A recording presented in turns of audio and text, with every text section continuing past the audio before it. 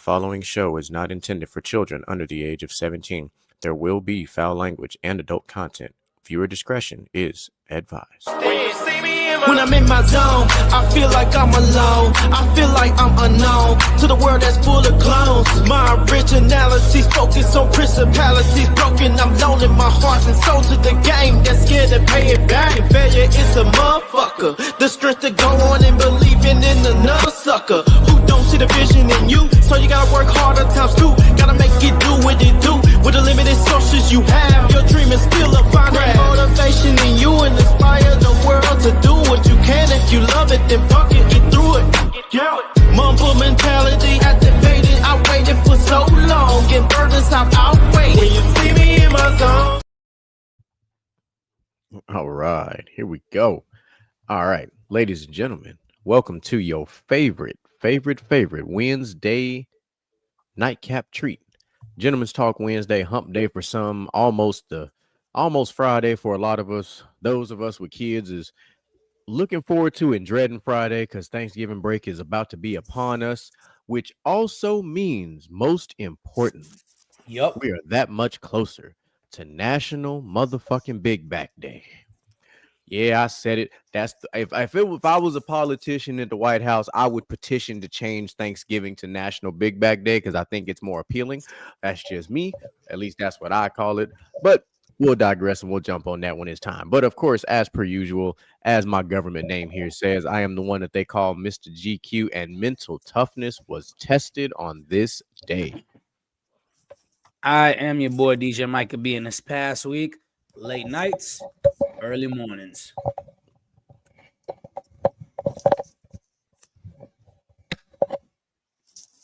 Okay. What's up going on? It's Mr. Gent, and each heart speaks a different language. Are you fluent with your partners? Whoa, brother said partners with an S.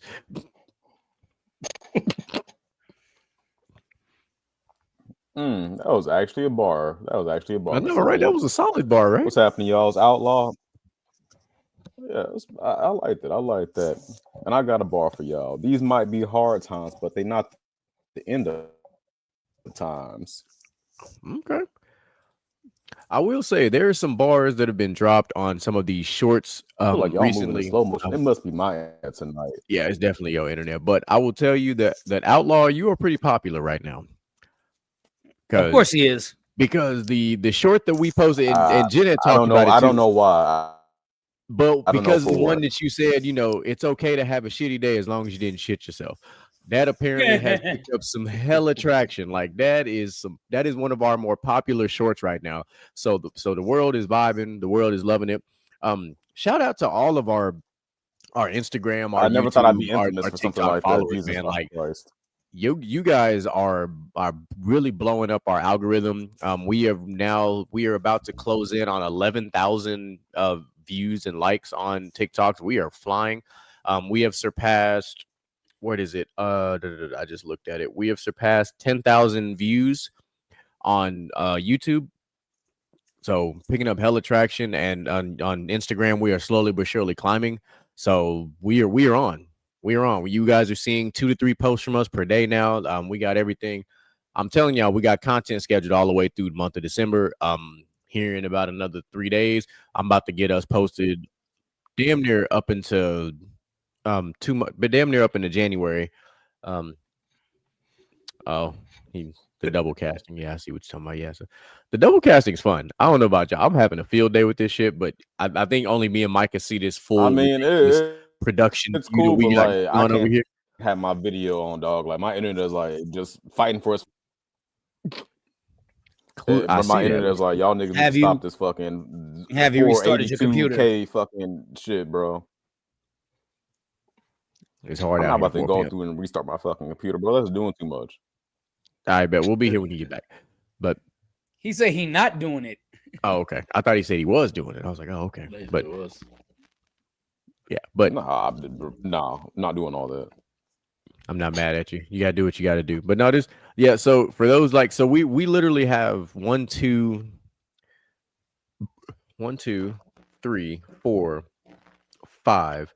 So we are currently casting in 5 separate locations simultaneously. So there is a lot of bandwidth happening for the world of live streaming, which is great. All I'm saying is coming soon. I believe we actually, and I got to look at it one more time. I think I got the notification that we actually got the go ahead from TikTok now to where we can actually go live on I TikTok. did too. That shit's Just about blew to my happen. mind. I'm telling you that right now. That is a 100% about to happen because that's where the most of our friends are, is on TikTok. So we will be adding TikTok live for Gentlemen's Talk once I get all the stuff together for our stream key and everything else. So season 3 is gonna be on. Like, it's gonna be on. We're gonna be in some shit. Like, I'm telling you right now. Like, I'm excited. Especially after I showed DJ Micah B the preview of our season 3 intro. Like, every time I Yeah. watch this one, I'm like, boy, just wait. I'm Yeah. making very subtle tweaks, but like, man. But speaking of that, well, before we get to that, DJ Micah B, how you been, dog? You know, I've been pretty good. So good that I got a special segment for today that I think y'all are going to enjoy. The only person I talked to about it was Mr. Gent, because I just got off the phone with him about an hour ago. And this one is dedicated to Mr. GQ. He's gonna love this. Okay, it's not even my birthday. I put some thought into this, so you're gonna love it. You're gonna love it. Trust me. All right, bet that. All right, Gent, man, how you been, man? Brother, I'm tired. Been unpacking boxes, been full-time we dad all- shit. It's yeah, man. I'm Packing boxes. Where you moving to? unpacking where you boxes. Oh, I moved. unpacking boxes. Yeah, So you didn't yeah. just moved into somewhere. Yeah. About Did you 2 move in, weeks. or is somebody moving in with you? What's no, going on? no. I moved Well, into another spot. You gotta ask. Yeah, I moved into another spot.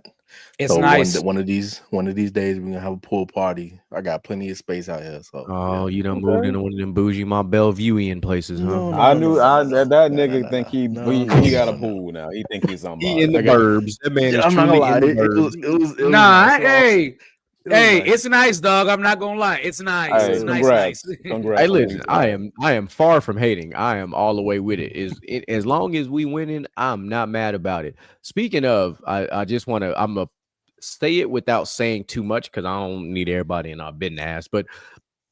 But we have a soiree of sorts on the horizon that Mr. Gent has been telling us about. You weren't there, Outlaw, because you were watching. You had the girls that particular day, but his family puts on a annual soiree similar to how we do at my house for Easter. Like, this is a big deal. That's why this flyer that I'm not going to read on the air because I don't need a bunch of weirdos pulling up and shit. No, facts. But needless to say, it's one of those scenarios where it is highly encouraged to not bring the children. Oh yeah. Hmm. Like, at least given the way that I'm reading things and Mike, some of the stuff that Mr. you Jim was should saying, know. because he said, kind of like what Beyonce said, instead of I've been drinking, we gonna be drinking. We gonna be drinking. That's what it And sounds like, and it's a bunch of other shit going Not on. I'm only about that, to. I'm gonna bring a few Channel of in them. chat, what's the deal? Oh, hell to the no. I'm gonna Hey, bring a not- few I'm of not. them. not I'm not only that. touching Cutwater. I'm tell you that right now. not only No. that, it's- I it's would just just like to nice. say, I'm the official DJ, and if you got to go to Mr. G and Outlaw's dad's wedding reception last week, Boy, we was up. hold on We had fire. a time. We was up. The time was had. Yeah. Special shout out to Pops, man. Finally tying the knot. Officially retiring from the streets. His jersey will be in the He's rap. hung up. He will Hung be up. a first ballot Hall of Famer in the Hall of Poetry and Y'all ain't Rolling right. Stonetry. Y'all ain't right, dog. He was a Rolling Stone for a very long time. If there was a rock and roll Hall of Fame for hoes, he would be on that motherfucker in no time. I said what I said. This is not a shot at him. This is the reality of So my question here is. is, does the apple fall far from the tree? No, not at all. Not at all. I'm just happy y'all are truthful. Actually, know hit the what trunk kind on the of- way down. So I know what kind of actually, creature I Hit a few am. branches. if I can speak for Outlaw and myself, they say that phrase that the apple doesn't fall far from the tree. I will tell you like this: these two particular apples have not fallen off the tree yet. So You can't fall far from something you ain't fell off of. I hate you. Just stop. Why? Because I'm a phenomenal wordsmith. You stop that. You stop that shit now. but no, cool deal. But for real, so our massive army of a family has just extended and grown that much more exponentially. Yeah. But like DJ Micah B said, a time was had this past Friday. The ones and twos was up. The drinks was flowing, even with a minimal bar going on. The photos were on and popping. The vibes were right. I will say something on the air that I did not like. I told certain people. I told Outlaw cracked up when I said this shit. Pop's celebration, the ceremony itself, is far and away the only wedding I've ever been to in my entire life that had a live blooper reel going on simultaneously. And you had to be there to know what I'm talking about. And Outlaw, and he knows because we were there. We were front and center for this. Like, it was great. Okay, it was great, but it was a live blooper reel going on. Now, I want y'all to imagine for like 30 seconds. The DJ was the one getting off of work late, but still made it on time to the party, while everybody else hadn't made it there yet. The DJ arrived first. I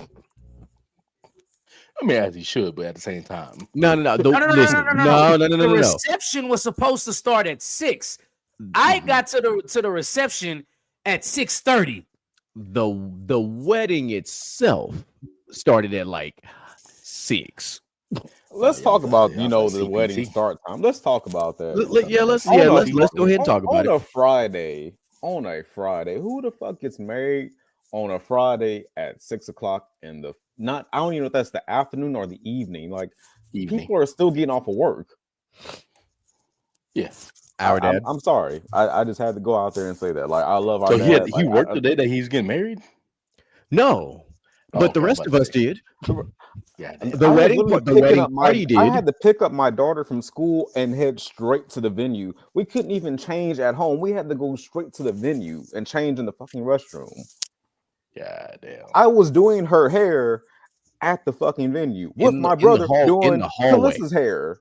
I mean, to be fair, hey, kudos to y'all for doing the hair. I got there, bro. Let me tell you how I know this one had bloopers.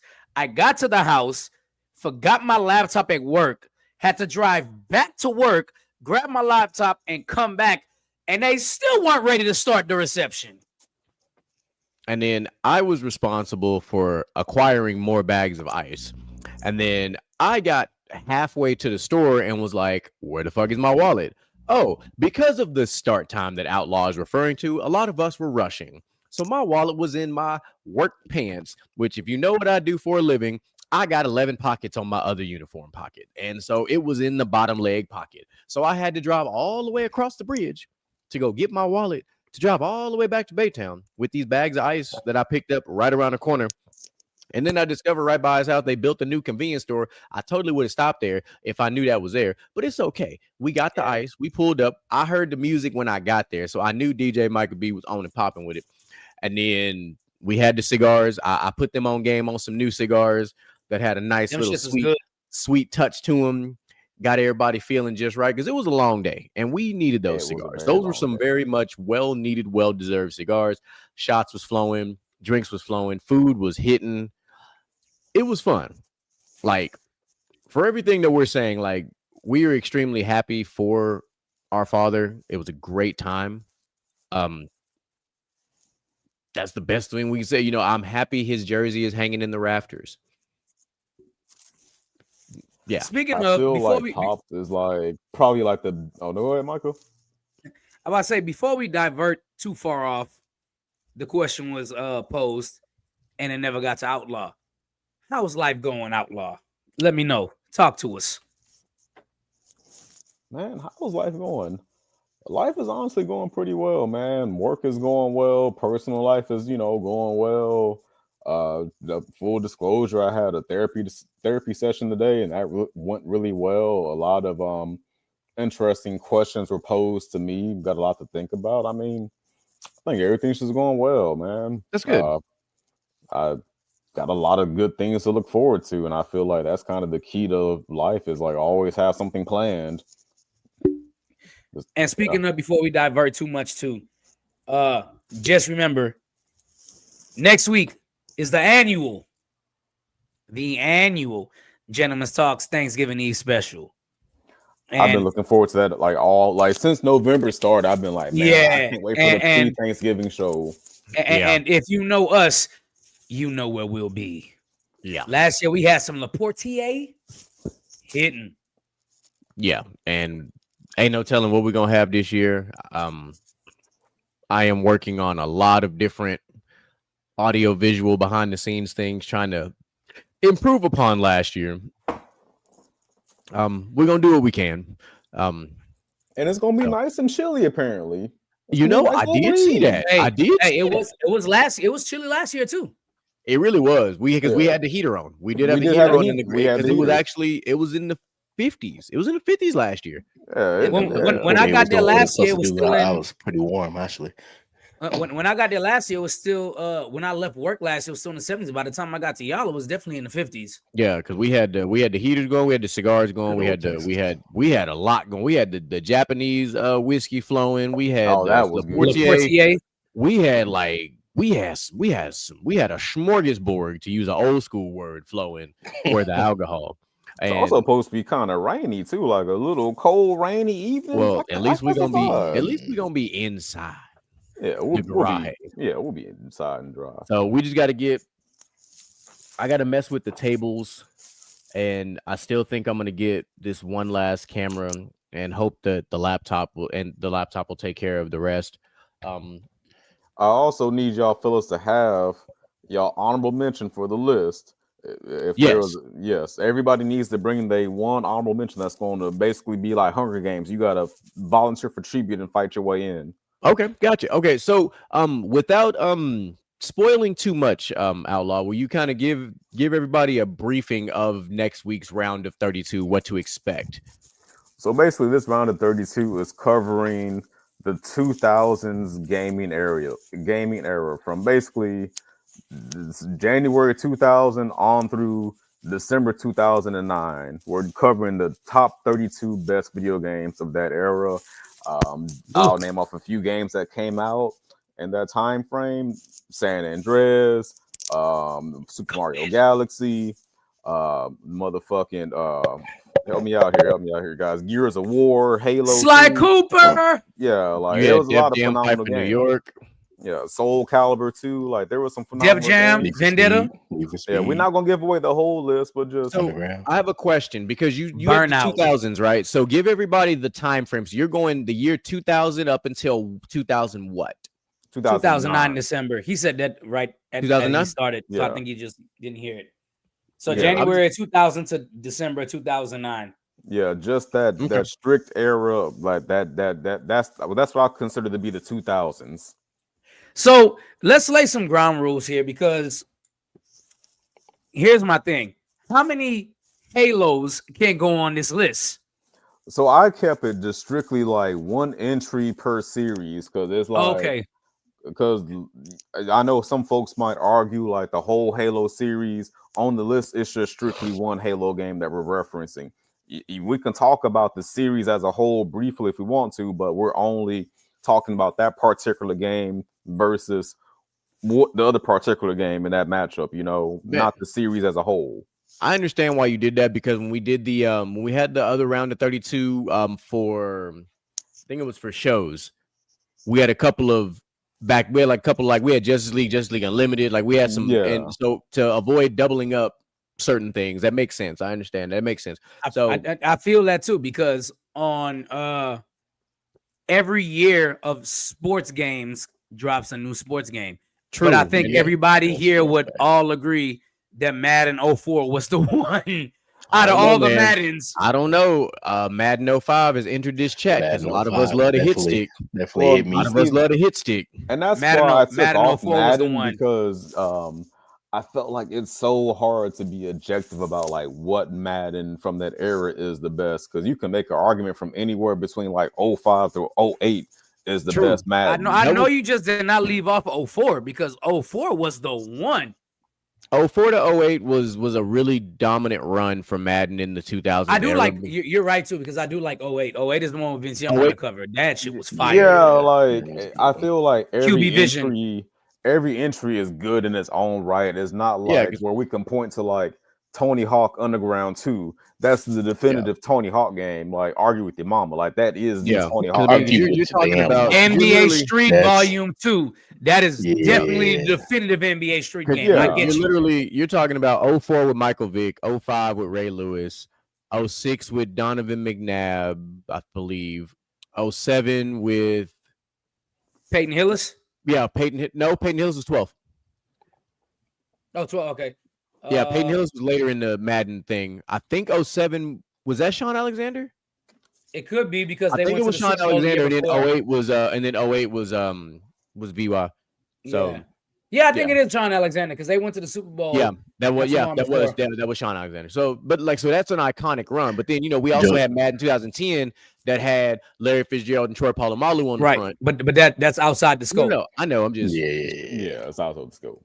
But 2009 is definitely Joseph said Brett he's gonna be Favre. there next year. yeah, 2009 was So Brett this on Favre. Thursday. Say that again. Podcast Joseph Oh, okay. say he's gonna be there on Thursday. Okay, bet. Yeah. Good. I'm gonna need so Thursday? fellas, you mean I mean Wednesday. I'm Wednesday. My bad. Oh. My bad. Wednesday. I thought y'all we can playing be there something that I Thursday didn't know about. too, but we're talking about Wednesday. Yeah, we're talking Yeah, about Wednesday. and we're not talking about the Netflix show Wednesday. We're talking about the day of the week. And as far as every ounce of my being wanted to do the Adam Family snap. I got you. I wanted to do it. You know what? But most Fuck it. importantly, fellas, for the four of us, make sure you dress accordingly. This is an opportunity for me to capture some photos with my new camera so that I can add some things to our upcoming thumbnail stuff. Like it's an opportunity to have all four of us together again. So I would like to capture us in some, I would like to capture us accordingly. So I'm acquiring new skills. That's I know, but I'm coming Yeah, straight. yeah. from You work. just gotta level up. It's called leveling up. I mean, I feel like I really do feel like I'm on my solo leveling. Like I just, I just really keep Micah, have you acquiring seen these that yet? skills. What? Micah, have you seen that yet? Oh, I was like me. I was like, No. absolutely. No.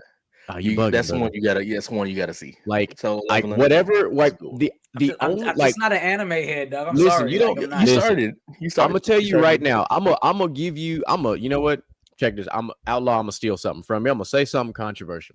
Solo leveling would have been one of the top animes on Toonami had it come out when we were younger. Oh, facts. Oh, big facts. Hands down. Yeah. Like Big it facts. would have given. I'm not telling you it would have been better than Dragon Ball Z and like that, but it would have been one that we would have talked about at school for a very long time. We would have like very been long. arguing I need about you- that versus Bleach or something. Yeah, 100%. I need you to gauge what solo leveling is from 2000s anime. So, Mm. You know what? Bet. okay, so I'm gonna tell you that it's like because like so. oh and no, this no, is wait. I'm going to name off some 2000s anime, and you tell me where you draw the line. Okay. Okay. Obviously, first is Dragon Ball Z for me. So Very few things compared to Dragon Ball Z. Yeah, like Dragon Ball Very Z is like few. peak. okay, let's keep going on. Yu Yu Hakusho. I feel like Yu Yu Hakusho is like one of the few shows that you can argue is up there with Dragon Ball Z. Like I feel like Sailor that's one of Moon. the few shows. It competes. I think think- it competes because I think there are parts of the story from Solo Leveling that are actually a little bit better than Sailor Moon because Sailor Moon gets kind of dry after a while. If I'm It's be dry like to the first two seasons. Yes. yeah, it like to be Yeah. objectively speaking, Sailor Moon does kind of get dry after a while. Solo Leveling really once it peaks, it really doesn't stop. is. Okay, so moving on to the next one. Let's go with Naruto. I don't know if it's better than Naruto. Well, you can't say it because it's only 2-3 seasons now. Too. Yeah. So it's like Yeah, Naruto's like just like Dragon Ball Z, just like Inuyasha, like there's like too many seasons to compare. yeah. So when you compare it to 2000s anime specifically, right, it's got to be ones that had 3 or less seasons, but like hit. Like a Full Metal Alchemist. which is only like Yeah. 52 I was getting episodes. there. like I a was getting there. like a samurai jack, like certain things like that. Like Oh it hit- yeah, I don't care what I don't care what y'all say. Solo Level's not beating Samurai Jack. That's no. like No. peak. Well, that's Peak. just for nostalgic feeling. that's and for peak nostalgic purposes, feeling, but I'm telling know. you, when But you at the watch it, same you will time- understand. Like It's a good show. It's a good show. Y'all can sit there and say it's for nostalgic feeling, but I've tried other animes, and the only anime I've been able to get into is Jujutsu Kaisen. So fair enough. It competes with that. Fair Competes enough. with that. Speaking of, I know Outlaw's seen it, and I've watched it as well. We have a season 2 of Blue Eye Samurai. Mhm. Yeah. I just saw the trailer on YouTube, so just throwing that out there. Blue Eyed Samurai is one of those like out of nowhere animes that when you watch it, you had no idea it was as good as it actually was until you watched You it. didn't know what to expect when you first watched No, it. and when you didn't- watched it, didn't you're like, know. if I'm being honest, Blue Eyed Samurai felt like if Quentin Tarantino made an anime. Yeah. That's the with that. vibe I got. You know what? I actually want to kind of recommend some animes to some folks who like might not really be in the game, but like there are like some quick animes you can like watch in a day. I'd say like Cyberpunk Edge Runners. That's a dope ass fucking show. Like you ain't got to be familiar with like the Cyberpunk game at all. It's like 10 episodes. You can watch that whole in one night and Yeah, be blown That's away. a good little quick jump into anime to watch. You can watch Arcane in one day. Man, That's me and you talked about that one. That's a crazy one. I love that. I love Arcane. Arcane is fucking fire. Like you don't got to be familiar with like League of Legends at all. You ain't got to be into nothing like the games at all. Like it's just like a dope ass story, great cinematography. Like it's a great show to watch it. Like literally one sitting if you're that dedicated. The fuck? I'd also give a shout out to Castlevania. Castlevania is one of my yeah. favorites. Yeah, that's Castlevania had no business being that fucking good. Yeah, no, it was for Netflix. sensational. Yeah, nah. But let's be kind to Netflix though, because Netflix has some dope ass original animes. Absolutely, no, for they sure, are no. Like Netflix was really on some shit. Like Blood of Zeus. Blood of I did like hey, Afro yeah. Samurai. Blood of Zeus is really good. Blood of Afro Zeus is one of Samurai. those. What was it? What was the other one that was similar to that one? Oh, Ragnarok. The Record of Ragnarok. Record of Bad Ragnarok. Hole. Yeah. Record Bad of Hole was Ragnarok. live. Record of Ragnarok was like I'm a equate this for you, Micah. Is literally the Tournament of Power from Dragon Ball Z. That's Record of Yeah. Ragnarok. That's Yeah, it really. It's that's really how what I'm it is. gonna break it down for you. It's like literal gods going up against like People that you historical wouldn't like expect. legends. And serial killers. Don't forget the serial killers. Because But- there and was a on- Jack, on- there was on the the Jack the same- Ripper sighting in this motherfucker. At the same time, they had Crazy. Adam. From Adam and Eve. So Yeah, shit was so- crazy. So, Micah, if you want to watch Record of Ragnarok and Castlevania, that's Castlevania that's is really good. Castlevania is just Yeah, like that's Solo what it Leveling. was. It's another one that could have came out when we were younger, and we'd have talked about that shit at school for a long time.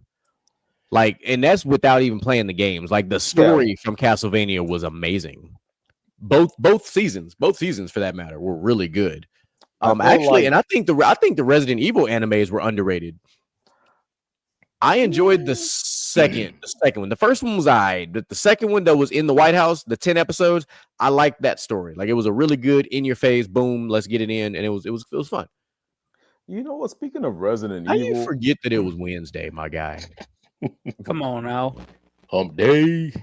My man was working hard today. Mike. What day is it?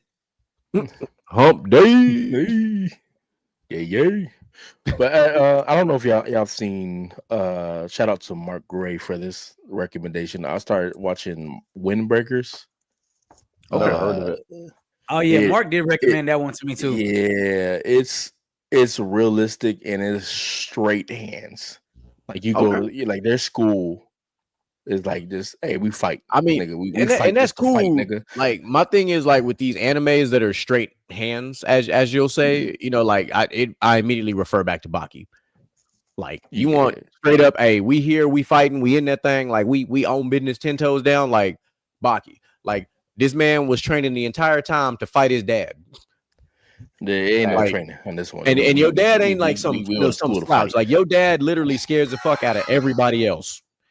Because he's truly him. Like dad is truly him. Like Yujiro Hanma is a bad motherfucker. Like if that was your dad in real life, you have to shoot him. You're not finna fight him. I Like, you know, mean, Yujiro Hama might catch that shit with like his nipples. you know, or he something, really bro. might catch that hoe with his teeth, like while we playing. Like, this He man's really back like that. muscles turned into a demon, bro. That's just diabolical. You got, hey, look, you got to watch it, bro. When you look, watch Baki. It's on Netflix. There's like 4 seasons now because there's literally like all there's the lead up, and then there's Baki Hanma where he finally fights his dad, and then he's got a crossover where he fights another character from another anime. It's like it's a whole thing, and they're about to do another crossover fighting a samurai now, so shit's getting crazy. Sorry, we had to nerd out for a minute, guys. I apologize. We do that sometimes, but we've already told you guys that we are that modern day fella who we gonna talk about that kind of shit because we grew up on the shit, and now we just stand on the shit. We love us some anime around here. We love us some nerded out type shit. We don't care. If you don't like it, turn off the Argue TV. with your mama. I'm trying. Hey, argue with your mama. Argue with your side chick. I don't give a fuck who you argue with, but it ain't gonna be with me. Argue with your great granny. Ooh, look, nah, you can't argue with Granny because you always be wrong. I'm not the anime guy Exactly. either. I'm You're the wrong. only one on the panel that's not the anime guy. No, You're right. Bring the comment back up. Bring it back up real quick. Got you. Which one? Oh, this one.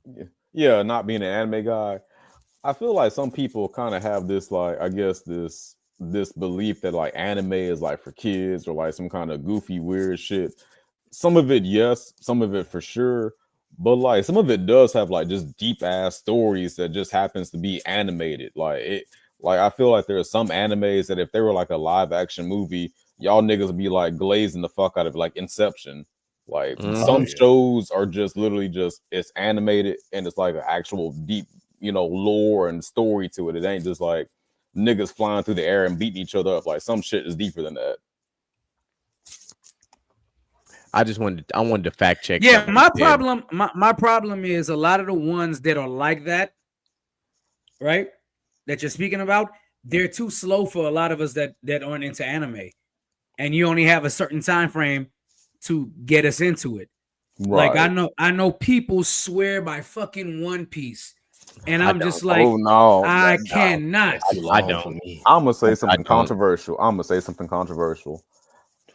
Being a One Piece fan is a lifestyle, dog. Like I feel like either you really like dedicated to One Piece or you don't fuck with it at all. Like I have like a surface level familiarity with it.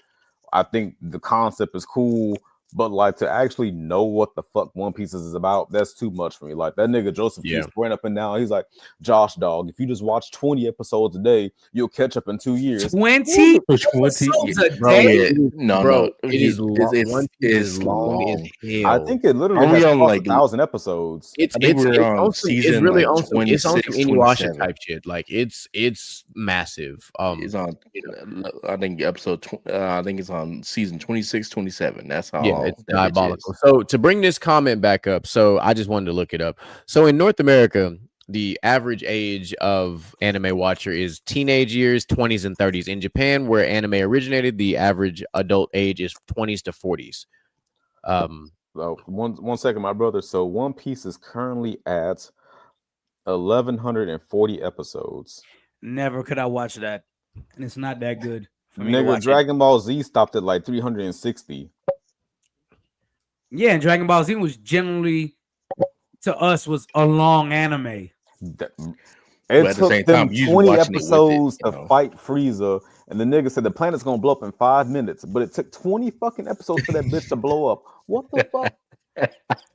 Bruh, I kid you not. On Dragon Ball Z. Bruh, I kid you not. Every time Goku got to fight Frieza because it was still being dubbed, they started the Namek arc over for at least 3 years in America. Dog, you not lying. I remember watching the Namek arc and like 3 different dubs. It was like the niggas like had a different voice actor every time I fucking watched that shit. Yeah, it was the English past fucking Namek. So it was the English dub, Oceanic dub, and One Piece Funimation. One Piece goes all the way back to 1999. It is over 1,000 episodes and counting. It holds the records for the most episodes of an anime series and is still airing. Longest running TV series by episode count. So One Piece is the clear leader. Dragon Ball and Naruto franchises have extensive runtimes, but their individual series are still shorter than the total episodes compared to One Piece. Pokemon has hundreds of episodes across a long time running franchise, often counting multiple series overreaching Pokemon anime, but still does not equate to One Piece. So One Piece is really just I'm gonna put it I in don't perspective. have I don't have thousands of episodes of anime in me like that. Nah, I So ain't got the apparently, the time. writer of One Piece just said they are literally in the final arc, and he just finally introduced who the main villain is. Imagine watching this show for like the last 26 years, and they finally reveal who the main bad guy is. That is Like diabolical. within 26 years, let's say you started watching that whole at like 12 years old. By the time it finished, you might be like in your early 40s. Like that's a commitment. Yeah, can you imagine going back? Because those diehards are going back, and they're connecting all the fucking dots Oh to the my point god. where they get to that one. Like, this the main person. Okay, he was introduced here actually by Yeah, saying this and saying And that, and then it's crazy you his say flag Mr. was Zen here. because like there is I so think the many episodes are just like callbacks. Dragon Ball Z. They're like 20 to 22 20, minutes, give or 22 Yeah, take. episodes. 22 Yeah, minutes. But like, say he watching Chris Hansen. I call him Chris Hansen. get the fuck out I of here! like you, Oh my and god! I want you. So I just wanted to compare something, right? So let me. Well, actually, I'm glad that Moo just popped up on the screen. So while Really? TJ Micah B is doing whatever he's doing and Moo is getting set up, I'm gonna cue this up for y'all because I'm curious about this conversation we about to have.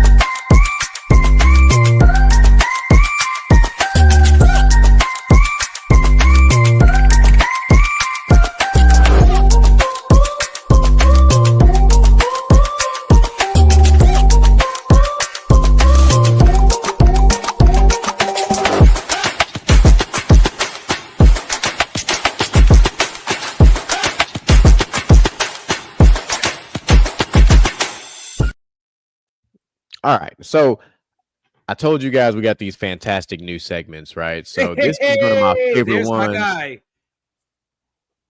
So we're asking Chat GPT for a reason. DJ Mike could be while I'm running this, we run the comments, please. So I wanted to Gotcha. see what Chat GPT did versus what Outlaw did when it comes to his upcoming round of 32 for video games. That's why I asked a very specific question. So I asked Chat GPT about top 32 video games from January of the year 2000 to December of 2009. So I'm going to read off this list, and then Outlaw, you kind of know your list pretty well. So just when we're done, kind of give me an idea of how close your list is to what ChatGPT said.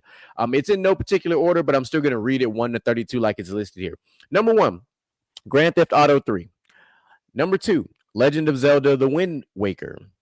Number 3, Halo Combat Evolved. Number 4, Half-Life 2.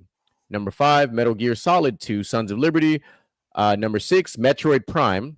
Number 7, Shadow of the Colossus. Number 8, Grand Theft Auto San Andreas. Number 9, World of Warcraft. Number 10, Resident Evil 4. Number 11, The Elder Scrolls Oblivion. Number 12, BioShock. Number 13, Portal.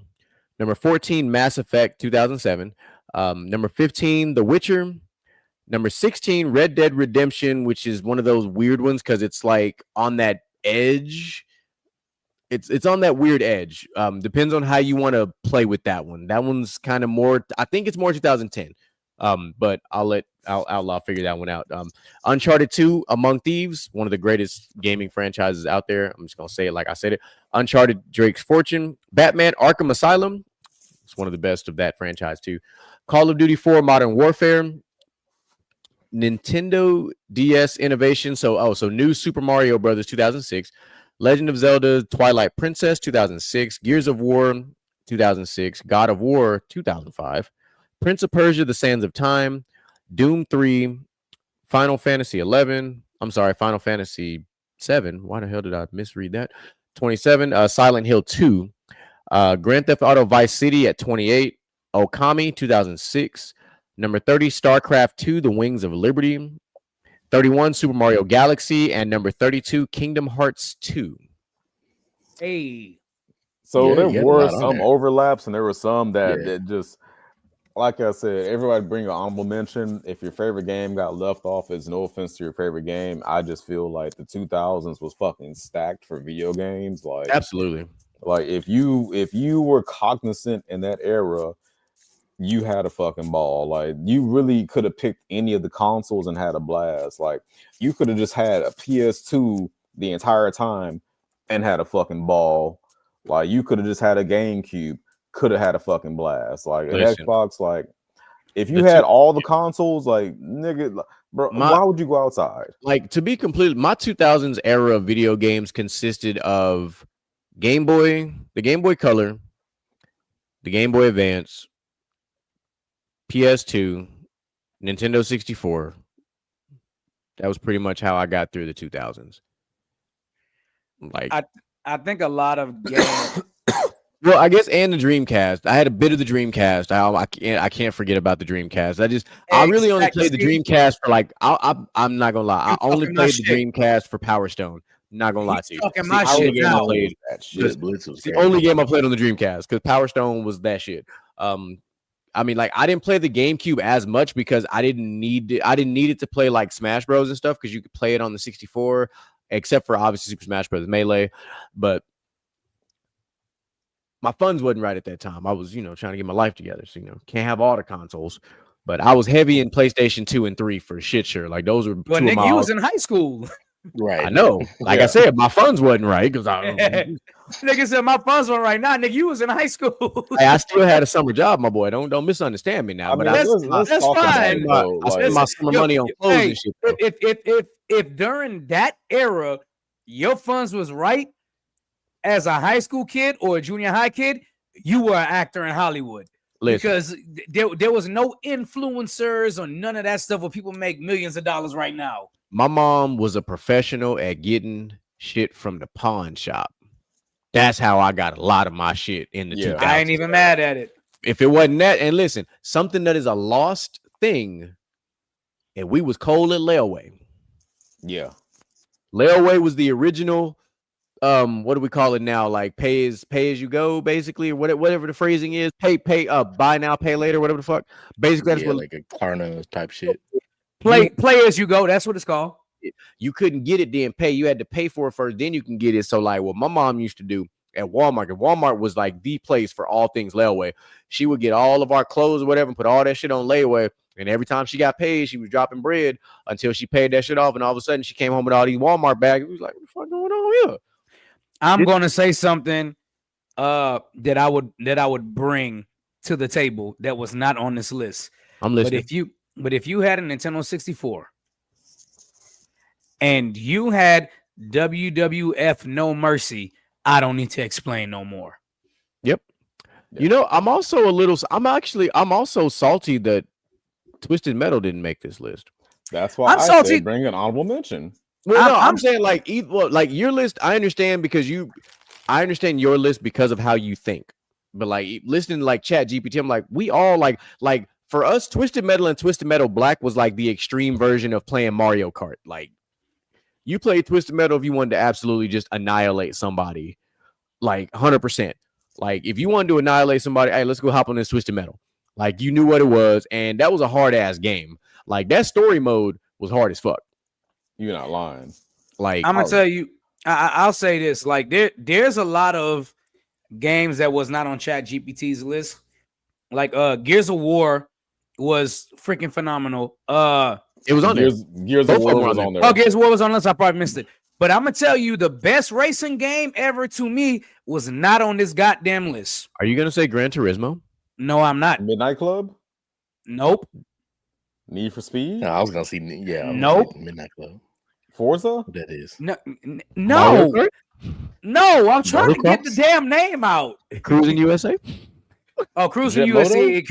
Cruising USA is my number 2. Yeah, Cruising USA is fire. The greatest racing game for me on PS2 was Burnout. Burnout was stupid ass fire, and it was the way they made the game different than any other racing game. I'm gonna argue that there is something better than Burnout. Burnout Paradise was the best one. If Which one you know said? I didn't hear you. Burnout Paradise. Oh That yeah, was- I just call it Yeah. franchise because yeah. I understand what you're saying. I will be the one that pushes back, and I will say that Gran Turismo is better because when Gran Turismo came out, this is when PlayStation also came out with the steering wheel and the pedals, and that was the game changer amongst that shit made a like you could because you like that was pre Nintendo Wii, like that was pre Nintendo Wii, and we had not only do we have a controller, we had a steering wheel with pedals that we had to control this car, which is if you really think about how we grew up with video games and where they are now, that was ahead of its fucking time. To plug up a steering wheel and pedals to a video game system, like kind of like how we had the pistol on the Super NES back in the day, like when you played Duck Hunt and shit, like that was like even an advance on that. Oh, this dude's stupid. Oh, he out of there, bro. Vice City has some. Look, Vice City and on Grand Theft Auto 3 had Driver was the same way, dog. Driver was crazy. We all remember the code for the dodo bird, the flying car. You know, was really over there taking that 6.4 Impala and driving that bitch over the water and flying and shit. There's one thing I do want to address. I want to know something from each one of y'all. Do any of y'all have a memory of actually getting a new console for Christmas? Yeah. Yes. The Xbox. Wait. Are you saying like the console was brand new to that year, or are you saying just like a new console that you got for Christmas? Just for Christmas, like I got a new console the year it came out. Like you was highfalutin. I didn't get one the year it came out. I don't think I got very few the year they came out. And that was usually my own fucking money. Yeah, like I'll never like. For me, like no matter what system I own, my mom buying me a Nintendo 64 is still one of the greatest memories I'll ever have because my mom bought that methodically, knowing that it was me and my twin sisters in the house and we had to share that motherfucker. And then when Outlaw started coming to the crib and we had these late ass nights playing Pokemon Stadium, playing Fighting Force, and listen, let me explain this to y'all. If y'all ain't never played Fighting Force on Nintendo 64, my brother and I would play that game using whatever combination of them 4 characters. It didn't matter. It was only 4 characters, 2 females, 2 males. We didn't care. We started just randomly so hard. Like, and why did we just started picking at random because we were like, hey, like I'll never forget. We pulled an all-nighter playing that and a bunch of other games. But we decided this is the first time we had made this true run through this game. And we had picked the 2 female characters. Boy, we got our ass handed to us half of that game because shit was just different. Now, mind you, those 2 female characters were really good. It's just we also, me and Outlaw were notorious for not playing games on like easy mode and shit. So we really was trying to run this bitch on hard mode, getting our ass.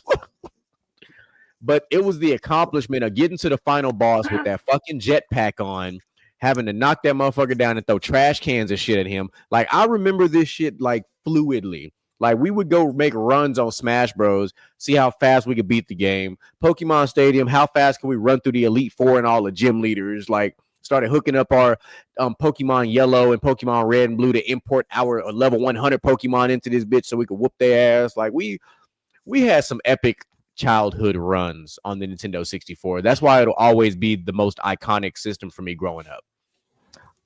I buy that for $1. Somebody said the 64 was their favorite console growing up. I would not be mad at them. I respect that. Me personally, I think there's truly some legendary games on the Nintendo 64. What Micah said, I was honest to Moses. If you left me on a deserted island and gave me one console and its entire library, give me a PS2. It would be either Nintendo 64, PS2. Actually, or it might be the PS4 too, because the PS4 had a hell of a catalog too. We started getting into a lot more of the modernized stuff, but the PS2 was goated. I ain't gonna even like it. I would just like to tell y'all a lot of this conversation could be saved for next week because good Lord. It can. Yeah, we going on and on. We need to get on to the other topics. We talked about what we need to talk about as far as I wanted to ask ChatGPT. That's what we have this segment for. I wanted to compare the 2 lists to see how Outlaw's brain goes against AI. That's why. I fucking hate Skynet. And I think it was interesting. I do. So we have something that we have not had in a very long time, fellas. And I think y'all are going to enjoy this.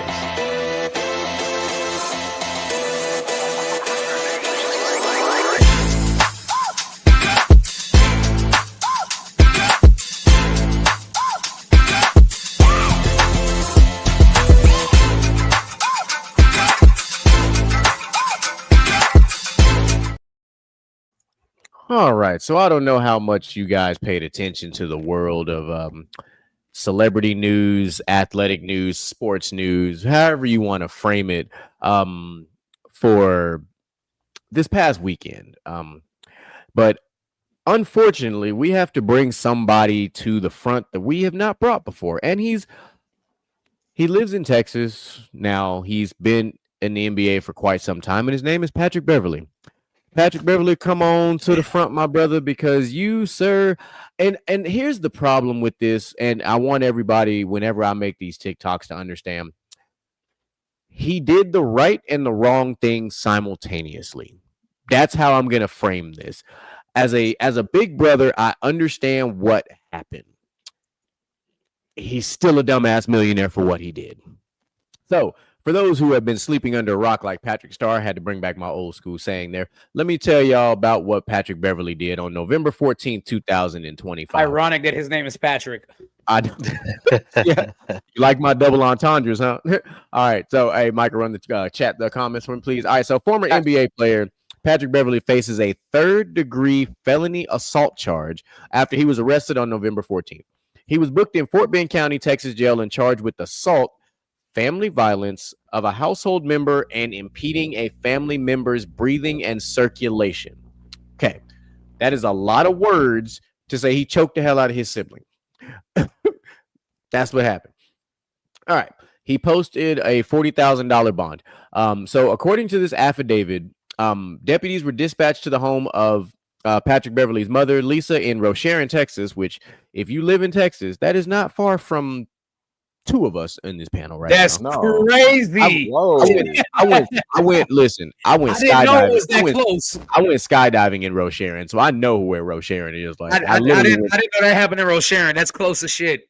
yeah. So, and they're calling Rocheron a Houston suburb, by the way. So that's how you know how big Houston is. Rocheron to me is Rocheron, but whatever. I'm gonna leave that right where it's Yeah, at. That's a yeah. lie. So needless to say, Miss Beverly called Patrick to confront his teenage sister. For context, his teenage sister is 15 years old. She has a boyfriend who is 18 years old, who is also at the house. So upon arriving at the home, Beverly confronted his sister. Apparently, his sister has snuck out to meet her boyfriend, who is being identified as an 18-year-old. I'm going to pause this right there because this is where I have to make sure everybody understands that, where I understand what Patrick Beverly did, because this is a hybrid. This could have been a dumbass millionaire / real talk type of thing, but I have a different real talk for today. If my 15-year-old sister, which I do not have a 15-year-old sister, all of my siblings are of drinking age now, but if my sisters were 15 years old and they were dating an 18-year-old, and on the flip side, like for a prime example, right? Like if my brothers were 15 and dating an 18-year-old, it would be an issue either way. That is just one of those discrepant type of numbers that just is never going to sound right. Like 15 and 18 don't go together.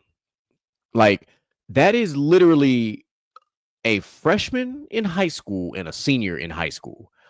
That is every bit of odd. I'm sorry. Nothing about that sounds right at all. I'm just going to throw that out there. An 18-year-old is essentially an adult who can do adult things minus drinking and buying a pistol. They are treated as an adult. If they commit a crime, they are charged as an adult. A 15-year-old, on the other hand, is not. A 15-year-old is still a juvenile. So that's what we're talking about. And so when the phone call happened, his mom calling him and all the other things, this is where you in the community, right? I'm gonna use, because we got a bunch of us on the panel. This is where in the community you got to have some little cousins, some nephews, some other, some youngsters that are of age to handle these type of situations. These are handle my lightweight type situations, because you don't want to get yourself in trouble if you're the adult dealing with this. Whereas you got nephews and everybody, hey nephew, hey, your cousin over here, making them phone calls, and y'all pulling up as how it should go. But that's not what happened. He saw this, he immediately reacted, and he picked up his sister by her neck, causing her to feel pain. Her feet were off the ground. Then he proceeded to slam. After he slammed her against the wall, he laid her on the couch and punched her once in the left eye. and then told her, basically threatened her, that the extent he will be the family relative to kill her, basically, is what the affidavit said. So not only did you do all those things, right? You also threatened her that you will essentially take her and you will end her life over this BS that she was dealing with. When the deputies arrived, they observed visible neck marks and bursted blood vessels in the whites of her eyes, consistent with strangulation. Um, so he actually cooperated with authorities. He didn't fight the cops, nothing like that. He did what he was supposed to do. Is after the fact. He is the provider and protector of his family, including his little sister. He's always looked out for their well-being and continue to do so. So his attorneys apparently think that he's going to be cleared of all these charges. Until then, so, and mind you, Patrick Beverly's 37. So understand that factor in this too. He's 37. The boyfriend in question is 18. His sister's 15. All those numbers kind of play a role here.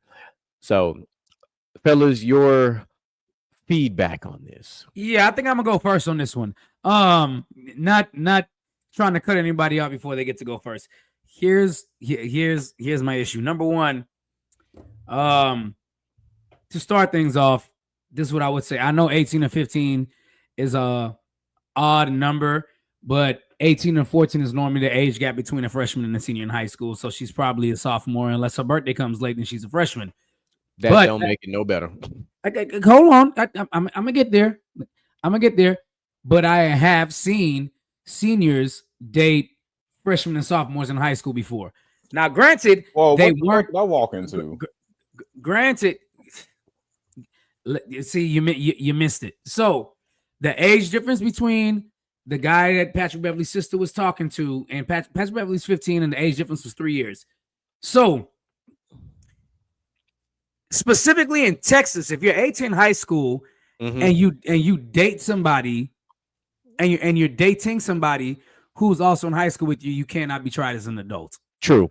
That is the thing. Because y'all are both still in school together. It's one thing if you're 18 and out of school, you've already graduated, but it's another thing if you're 18 and in school and y'all go to school together. Yeah, they classify it as school age. Right. So I'm not saying I approve of it, right? But I understand that they probably go to school together. Now, whether or not that part is true, we don't know. I mean, I'm just speculating at this point. Maybe they go to school together, so it's not as odd for them to be dating. Secondly, Patrick Beverly made the ultimate mistake. Ultimate mistake is, why did you go after your sister dating the older girl when you should be going after the guy dating the younger girl who knows who's 18, and they have been known to be 18, 19, 20, 21-year-olds forever preying upon these middle-aged girls. It's literally the definition of, like, I don't even know how to explain it. Like, it's the definition of, why not go after the person that is preying upon your sister? And you know what I'm saying? Like, your sister, yeah, she might know better because y'all have told her better or whatever. But at the end of the day, she's still a young girl and still hormonal and still going through maturing with puberty and things like that. She doesn't understand feelings and things of that nature. If you're going to do all that, why not go after the guy that's of an adult age preying upon a little kid? Because if the roles were reversed, nobody would give a damn that the woman was older and that the man was younger. The mom would. I mean, obviously the mom would. The mom would. But the mom would go after the woman, not necessarily her son. Right? So that's kind of my thing here. It's like, why not go after the older party who knows they're wrong in this situation?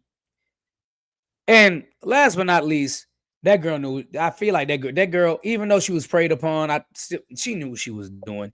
She wanted whatever she wanted to happen. Whether it was they were going to sleep together, I don't know. You know, the details didn't come out, obviously, because it's a minor and somebody of age, they won't tell all the details. They won't really state names and things of that nature. But it's like, if you're going to do all that, why do that to your little sister?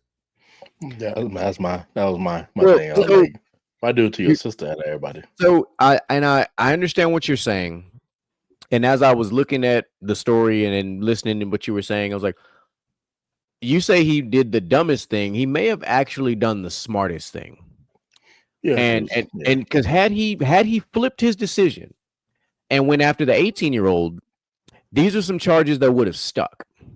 yeah, Because of the current charge that's pending, his sister and his mom can choose not to press charges.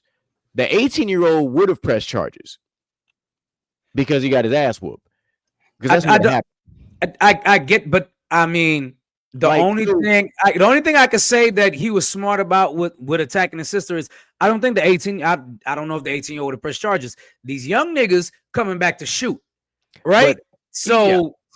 But either way, like his reaction or response, whichever phrasing you want to use, was incorrect. You should not have put your hands on your sister. In general, you shouldn't put your hands around her neck. You should not have picked her up and put her up against the wall. And you shouldn't hit her in the eye. All those things should not have happened. Just point blank, period. But I don't think she's going to drop the charge. I don't think she's going to drop the charges. I'm one of those individuals. I just don't believe in putting your hands on women. So that's to me is why it's not the correct response. Once you're as a man, point blank, period. And I'll stand on this mountain and this island, period.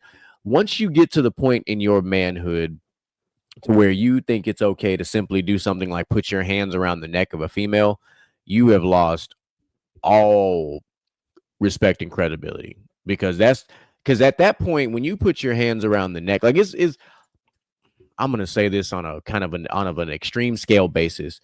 It's one thing to put your hands on them, like when you slap them and hit them and stuff like that. But when you put your hands around their neck, you are intentionally trying to cause harm.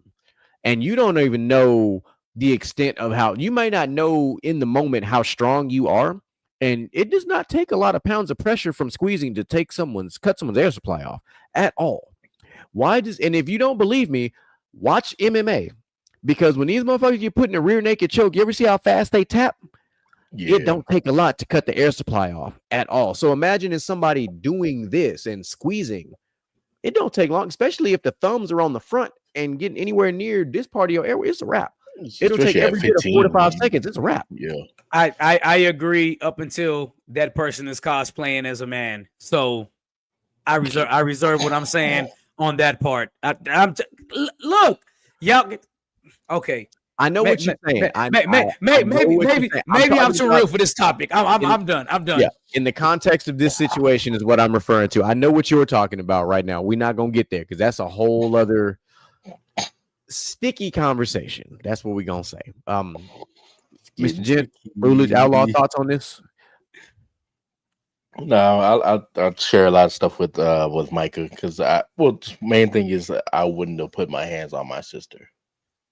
Simple as that. I'll go get a belt and whoop her ass, but I ain't gonna do that to the fact that you're choking her and punching her. That's you just mad on the next level at your sister. But at the same time, ain't nothing she could have done that will make me do that at all. Now the other part, if I caught him, hey, good luck to you. I'll make you into a t-shirt. But other than that, I can't. Yeah, like in that scenario, like I can see it from like my mom's perspective. My mom would have put hands on my sisters in that situation. Yeah. So I wouldn't have had to worry about it. My mom would have put all the paws on sisters at that point. Man, I just feel like no one is Patrick Beverly. Like, if it was gonna be anybody in the NBA, Patrick Beverly makes sense. Like, he's not even playing in the NBA this year. That's the crazy thing. Yeah, he's a podcaster now. He's just not the smartest dude. He's never been. Like, y'all can tell that Patrick Beverly cheese was never on his cracker all the way. Don't you hate when the cheese ain't on the cracker right? You know. Yeah, bro. Like his cheese slipped off the cracker, bro. Like we all know that about Patrick Shit, Beverly. goddamn. Like he just this is dumbass millionaire material, bro. It is. No, it is. That's why I brought it up the way I did, because I'm like, it had, but it could have been a hybrid. We've only done 3 hybrids on this show, but it could have been a hybrid because a couple of us on this panel are also big brothers. So we see it from that lens too. So like that's why I can view it from his lens. I just would not have reacted the way he reacted because it's not the right way. Now, Yeah, like why is he 37 years old and choking out a 15-year-old? Like what? yeah. What? Like, I don't My care how bad goodness, your brother. attitude is. Yeah. There would Like, definitely be some furniture moving, but it wouldn't be me choking her out and punching my sister in that. That's fucking crazy. Like Yeah, I said, I'll go get a belt. I would have just let my mama Whoop handle your it because my mom would have just. I'm saying my mom would have just snatched the ass up, and I would have just I'm- let it be what it is. But me and you. Oh yeah, hey brother, we got it. We're not moving furniture. I'm not fucking up my mama house. We're going outside though. Yeah. I'm really interested. I'm really interested to hear what Moo got to say because Moo been down there just waiting on his turn. I want to know what's crazy. Let him cook. I want to know what's crazy. As a big brother, I've actually been in this situation. Oh shit. And the thing I did not do was choke out my sister. Now, I do not mean that I handled the situation correctly. I'm not going to implicate myself on YouTube. So if y'all want the details, I'll tell y'all back. You know. There you go, my man. But what I will Yeah. tell you, P-Bev, I understand the crash out, brother. I do. I get it. I understand the crash out. I was there. I was in your shoes. Okay. I walked in the door, got to tripping, and had to realize what the greater good was. Okay. Because the future is always brighter than the goddamn dark present that we in right now. Okay. So, Bar. what I will say is, I understand the crash out, big dog. I understand the crash out, but you got to understand that there's a bigger motive here. There's a bigger picture here. And what you just did was tear down that picture and put a big ass picture of yourself up because you made everything about you. Yeah, because my man's mugshot is diabolic. My man's mugshot looked like he was an extra on Django Unchained. Quite literally. Shit. You know what I mean? Like you got a Medea mugshot, bro. That's crazy. Like I feel like my man was a couple days from going to visit his barber before this happened. So that's probably why he was Try to catch him by the weekend. It's the holiday season. Barber's busy. All right. Facts. But here's what I will say though, right? Because like I said, there's always a lesson. You ain't right.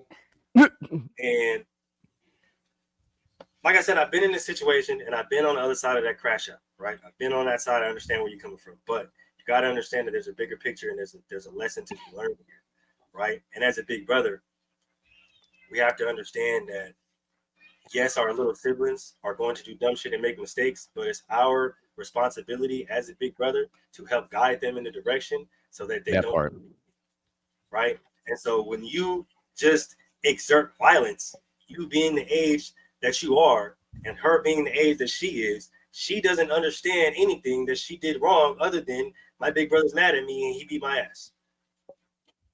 Yeah, like he's truly a big brother because he's 15, he's like 18 years older than her, basically. Like her elder. So yeah, like this is different. Like you, brother, you are a whole ass. You have lived to a point. You're 37. Most 37-year-olds have graduated high school, potentially got a degree, and potentially are in their full-time career. She is 15. She has not even been. She may or may not have been to prom yet. She might be playing on the basketball team at school, like, or on the track team. Like, she's still figuring it out. You have already figured it out. Like, y'all are on two different wavelengths. My brother, you are working on your 20-year high school reunion type shit. Yeah. And she ain't even in her junior year yet. Okay, can I say something here? Of course. That man does not look sorry. He do not look sorry at all. Oh, no, he doesn't look apologetic at all. And that's the thing. Not apologetic at all. We've seen this man in the NBA. We know. Yeah. This nigga don't give a damn. He know what he did and he meant to do it. And that's the He reason gonna why probably apologize something like, I'm sorry that my sister's neck was in my hands. That's really what it is, right? Like that face is. We do. That's how we do it in the old school face. Like, Yeah. you know what I'm saying? That's how we get down on the old school face. But like I said, bro, like I've been where he is, and that act of crap is never valid because, like I said, you never get to express the lesson, and you making everything about yourself. Now you're the bigger picture instead of what you need to be teaching your sister in order to move forward and how to move and how to properly conduct yourself as a woman. And on top of that, not just a lesson for your sister, like GQ said, we may not be moving furniture inside, but some get knocked over outside. You feel me? Because you're 18, big dog. Yeah, you get this. Yeah, we knocking the mailbox over, we knocking the bushes over, something. Meaning, yeah. You getting uppercut from the flow. It's a different kind of conversation now, big dog. We gotta have a different. Like, you feel me? So after having this conversation with my sister, you can bring your ass outside and we can have another conversation. And we can do this the easy way or the hard way. Oh, I don't do easy ways or hard ways. This is going to be a very hard conversation for you. This is going to be a very difficult conversation for you. Oh no, so see, and this is where I love the conversations that me and Moo get to have sometimes because we're different types of big brothers. And I've growing up, I was never a fan of the overprotective big brother. I always thought they were just doing too much.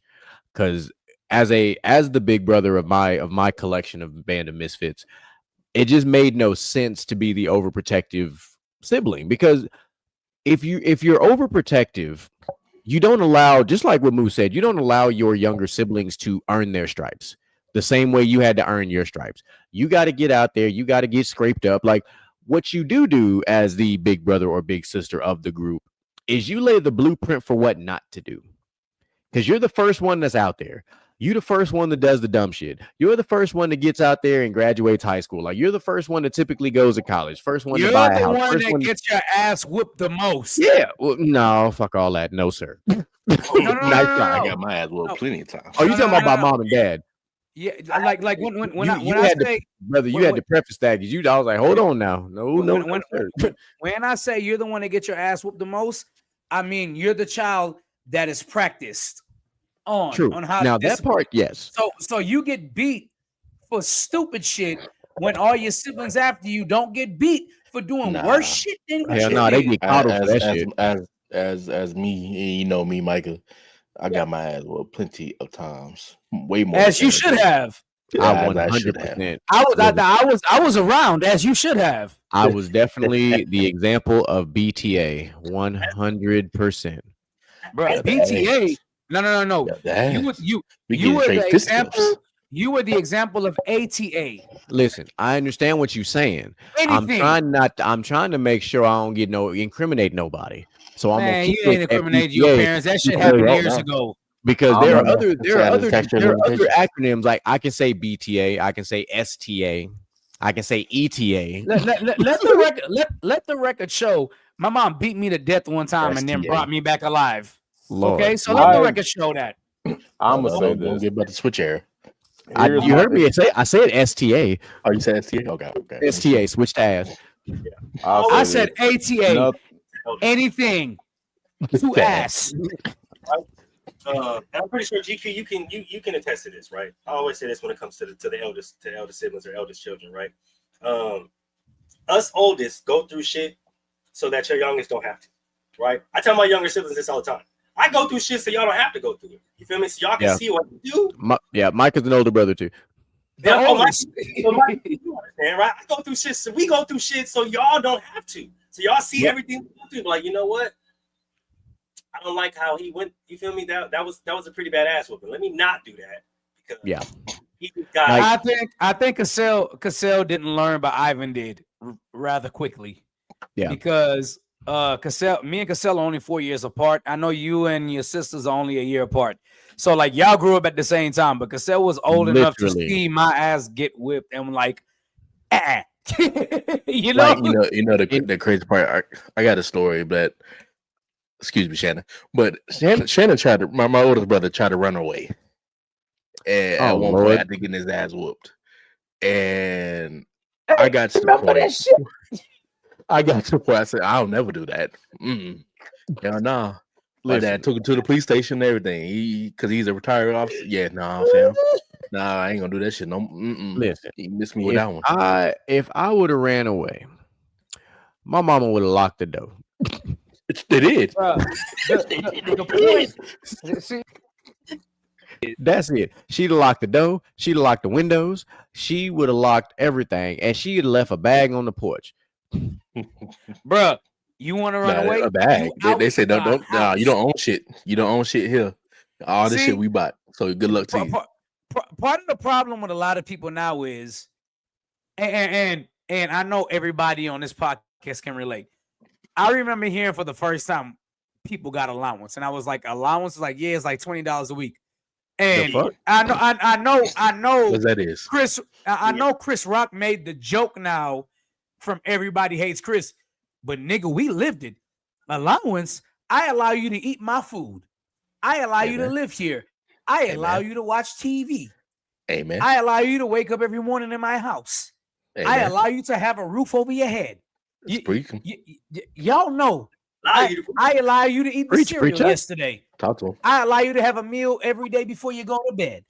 I allow you to breathe in this motherfucker. I'm trying to tell you. Because I could take you about this motherfucker, man. So I also think I allow you to have clothes, all that shit. You know, I also think, and I don't want to sound inconsiderate of his sister. I also think that this is a boil over, probably from something else, with Patrick Beverly feeling like his sister is entitled because she's getting everything. Well, I think the story prefaced it because they said that she snuck out to meet him too. So this has already been pent up because if mom called Big Brother as an enforcer. That's what happened. Right. At the same time, she probably, honestly, she probably disrespected her mama. Yeah, because at that point, we got to think of it. We got to think about this culturally, right? We do got to think about this culturally. If mom called Big Brother 37, if mom called Big Bro and she 15, he 18, and we just found out bits and pieces that she done snuck out to meet him. This has been some reoccurring things that have been going on. So by the time she called Pat, it was too late. He was tired of the bullshit. At that not point. Even he. And mama was tired. And we don't know how the conversation went between mom and Pat. Mom probably said some diabolical shit like, "I'm tired of your sister doing this." Did like went down his list of shit, and he was like, "Don't worry about it, mom. I got it." And not only that too, what you're saying also is what a lot of us experience as big brothers. We have to assume the role as of the father figure, even from the time like. I assumed the role of the man of the house when I was like 14. Right? So like damn it, I tried to put it up too. God damn it. Go ahead. Okay. So also that's funny. So the thing is like a lot of us are thrust into the role as the man of the house too young, and we don't necessarily learn how to deal with these kind of things. So when this kind of thing happens and it pisses you off, all you know is when shit pissed you off in the past is you crash out. So you never really learn. So this ties into a video that we all seen, and we talked about it on the show when Anthony Mackie talked about the way he raises his boys. Like, hey, when I'm not here, you the man of the house. Like, that's how a lot of us grew up. Like, we grew up in an era where we didn't have to necessarily worry about a lot of kid diddlers and people doing dumb shit, because when mama went to the stove, mama said, you're going to lock the doorknob, the deadbolt, don't answer the phone on the door. Don't answer the phone and don't answer the door for nobody until whatever the code was. If I knock X number of times, whatever the, y'all's agreement was. Like, we were the ones who watched our siblings so that mama could go to Walmart, Food Town, whatever it is, do what she had to do to come back and cook dinner and all that type of shit like that. Nowadays, with technology and everything else, these motherfuckers be lurking outside your house, watching patterns and shit, waiting to figure out till you slip up, and then they make their move. So if you don't have cameras at your house, I highly encourage you to have cameras at your house because you need them. But I digress. That's not a conversation for today. This the difference in generations versus how older siblings back then versus now. I will close this conversation because we have a really big conversation to get into after this, but I'll close it simply by just saying this. If it got to this point where it boiled over the way it boiled over, there's a lot more to this story within legal bounds that will probably come out that we will hear about. That's how I see it. Do I like how this story went? Not really, because I don't like the idea of this young girl getting traumatized like this. Like I really don't. I don't like the idea that this 15-year-old girl has been traumatized, because now she's not going to want to bring a boy around the family at all. You know, like, and I'm not saying like, and I'm just saying like, even when she does become of age, she's going to remember this night, November 14th, and be like, do I really want to bring this guy over to introduce to my family because of what happened before? You know what I'm saying? Like that, there's a level of trust that was broken in this moment too. Like there's more to this story from a family perspective that, you know, a lot of people aren't looking at. What in the Hello Kitty just happened here? That was odd. My computer's freezing. I was clicking around and then it just maximized him. Yeah. All right. Okay. We just put Outlaw on the screen all by itself, but yeah, I was clicking around on the screen and it clicked on whatever because I could not find my mouse. Yeah. So I see your 5 cameras. I got 10 to include the 2 I have inside. I got 5. Like I have an entire perimeter. I have an entire perimeter camera system, and then I have internal cameras too. Like I have both. My house is literally designed for fuck around and find out. I'm not gonna lie. This comment here is really.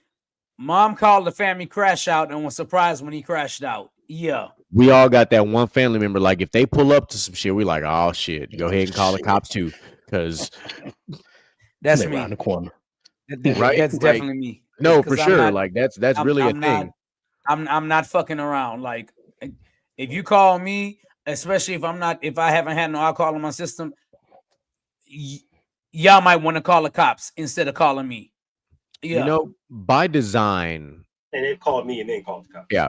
I've noticed it for sure. Like by design, I am not the phone call that gets made. Yeah. I'm trying to tip.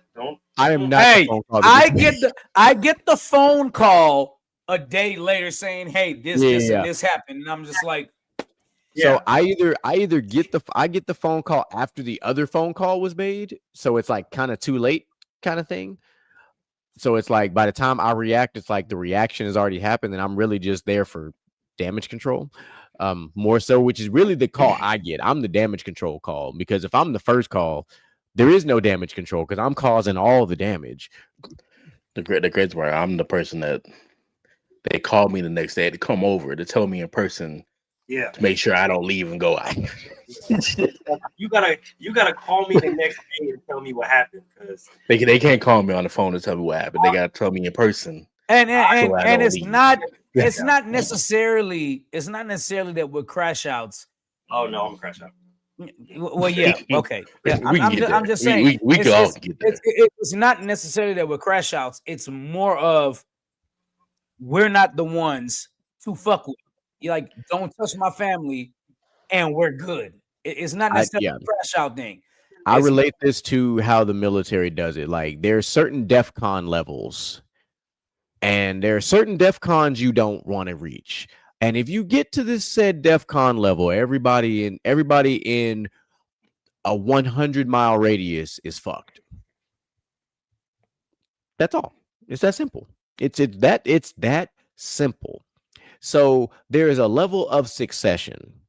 So if you call me first, you're calling the atomic bomb versus calling the M80.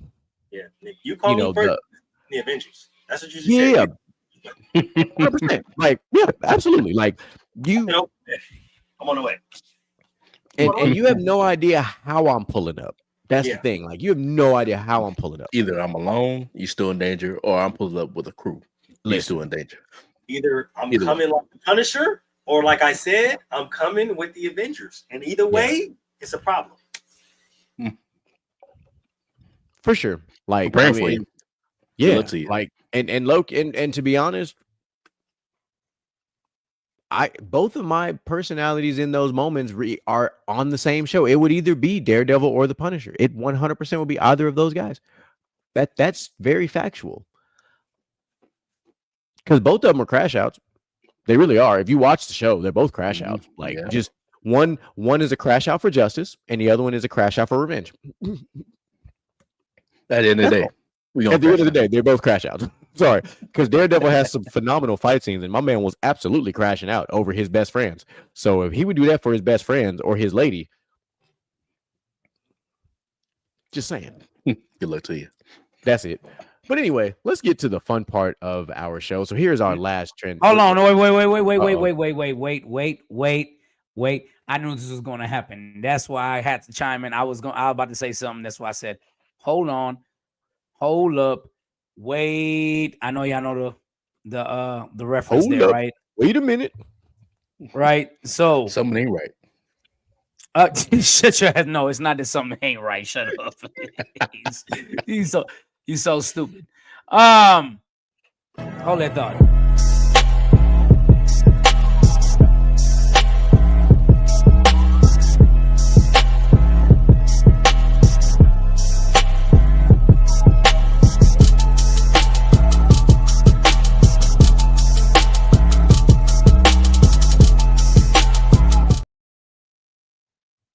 Ladies and gentlemen, I'm gonna make this one quick just because I know we're pressed for time and we got some good shit coming up. I know Moo, I think you're in the chat. I know you're in the chat, so I think you see what we're going to talk about after this. But ladies and gentlemen, this is the crossover. We haven't had this segment in a while. This could have been a crossover. This could have been a what's trending, but we're going to get to the thick of things, and I need the panel's help to decide on the final judgment on this. This one is dedicated to Mr. GQ because one of his favorite people on planet Earth is involved. And I know he's going to love this. So recently on WWE Monday Night Raw, a couple of episodes now, people have done tributes and featured different moves from different people in their matches. And I want y'all to focus on the feature part because on Monday, Rey Mysterio and Sheamus did a tribute using a John Cena move, kind of like a feature, right? They featured his move in honor of him since he's about to retire. Okay, so features of the main focus here. They all did the 5-knuckle shuffle. It was dope. Not saying that any one of them looked better than the original, but they had John Cena. John Cena was in the ring and he featured both of them doing his moves. So this is what I'm going to do. Versus has been a hot topic, right? Outlaw's over. Outlaw told me before he doesn't know where I'm going with crossover, and I'm gonna throw you a curveball because features is the topic of this. I'm gonna do a versus to crossover with this, right? And not only is this versus a crossover, it's going to be features that made the song better, right? And not only am I doing that, I'm going to also cross over into a versus thing where I'm using two artists and I pick their best 7 features on tracks that made the tracks better than if they weren't on the track. And those 2 artists happens to be 2 of Mr. GQ's favorites, but I know one for sure is his favorite. Those 2 artists are himself, Mr. T.I.P., and the verses will be against Mr. Ludacris, who happens to be my best friend's favorite rapper. I just want to let y'all know. All right. So I only picked 7 of each just because I wanted to pick the songs that people know, right? So we got one feature list versus another. I want everybody on here to vote. I'm not going to vote. Let's just see what we come up with. If it's a tie, it's a tie and we break even. If it's one against the other, then it's one against the other. So let's go. I am starting off with T.I. Blurred Lines with Robin Thicke. My Love with Justin Timberlake. Shoulder Lean with Young Dro. Soldier with Destiny's Child. Taking Over with DJ Khaled. Just Like Me with Jamie Foxx. And Boom Boom Bap with B.O.B. Okay. For T.I. For Luda, You got Yeah by Usher, Unpredictable by Jamie Foxx. Yes, they both did songs with Jamie Foxx. All I Do Is Win with DJ Khaled. Oh, with Sierra. Tonight, and I can't think of who sings this song right now. I'm just my bad. John Legend. John Legend. John Oh. Legend. Lovers and Friends with Usher again, and that's Usher and Lil Jon for both of them. And then I'm So Hood with DJ Khaled. Moose covering his face because he doesn't know where to go. I'm so hood remix. Right. I'm So Hood remix. I'm so good. I should have been on the original version. Yeah, because he did that. All I do is win. So, lady, well, there's no ladies, but ladies, if you're in the comments, gentlemen of the panel, which artists are you taking as the featured artist, the better featured artist, Mr. T.I. or Mr. Ludacris? And granted, both of these can do a regular versus against each other, which makes it even better. Yeah. But I want to break it up and just do features this time because people don't ever do verses with just features. And I think this is a unique situation where both of them have nothing but hits as featured artists. I feel like this is actually closer than it really you give it credit for. Like, they both have distinctive styles, and I feel like they both bring something unique to every song that they're featured on. Like, I feel like with a Lil Wayne feature, you know what you're gonna get from Lil Wayne feature. Like, you gonna get Wayne. It just is what it is. Or like a Drake feature, you know Drake gonna do that light skin singing type nigga shit, you know, on your song. Like, but I feel like Luda probably brings like the most different vibe every time he comes on. Like, you know, it's gonna be a Luda verse, but he always gonna make it fit within the song. It ain't gonna be about his verse. He's gonna make his verse fit into the song. Yeah. I give the the edge goes to Ludacris for the versatility aspect of it. Because there's like this, I'm literally finna take what Outlaw said. I'm gonna reframe it, reword it, because it's literally what I was already thinking about.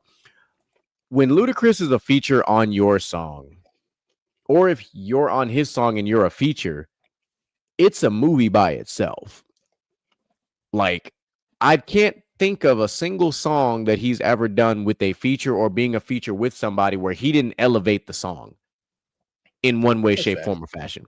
Like, and I'm not saying that T.I. doesn't do that, but there's just something that even I think because it's also transcendent, from this perspective.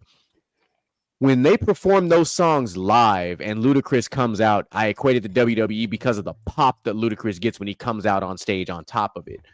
T.I. gets a pop, but Luda gets a bigger pop when he comes out and does his verse. I feel like every song that, like, you know, Luda's featured on, I feel like if Luda wasn't there, the song would be missing something. Like, I feel like you could replace T.I. on some songs, but I feel like every Luda feature, you can't replace what Luda brought to that song. Because we as kids, like, think about it. With his verse on Lovers and Friends, who else is doing that? Right. Nobody. Like, nobody's doing that. Who else is doing his verse on Yeah? Nobody. He's from Atlanta, so definitely not. Like, nobody's doing that. His verse on Welcome to Atlanta and Welcome to Atlanta remix, who else is doing that? Nobody. I'm gonna take it a step further because you named all those, but the one that stands out to me most on this list, Unpredictable. Because who is doing what Luda did on Unpredictable? Nobody. I feel like Luda makes that song. Yeah, I like that. I like it too, baby. And it's the multiple cadence. It's the multiple cadence style. And I think that's what people don't understand about the artistry that is Ludacris is the cadence change. He changed cadences 4 times in that flow. And I don't think people caught that. And it's those subtle pauses like what Mr. Ginger did. Like, let me put a look up in your life. Like, he changed cadences in one set. And there are not a lot of artists that can just do that. He went fast, he went slow, he went with a cruise control flow, and then he started hitting you with bar. And you were like, God damn, like you didn't really know what was happening. Like that literally is what he did on that track. It's up in time. I feel like Luda is low key that dude that make you sound like you're the feature on your own song. Yeah. Right. Oh my goodness. So let me give you an example. That's not on the list. Baby by Justin Bieber. Yeah, When it comes down to I that left. song, That's a I good one. left when it that comes one down to that off. song, I without left that Luda, one that off because song it was a is pop song. So was completely annoying. If you just heard Justin the whole time, it's gonna be completely annoying. But when the Luda remix. hits to that motherfucker, oh yeah. Yeah, I left that That, one that off shit, the that shit's a list. different level. I left that one off the list just because it was a pop song, and T.I. don't really have a lot of pop song features. So and I was like, even I don't even want to still, deep dive. I'll take what Mr. Gent said, and I'll give you another one that is still a rap song that he was a feature on, and it's literally with him and Missy Elliott, Minute Man. Yep, I He- left that one off too. He killed that.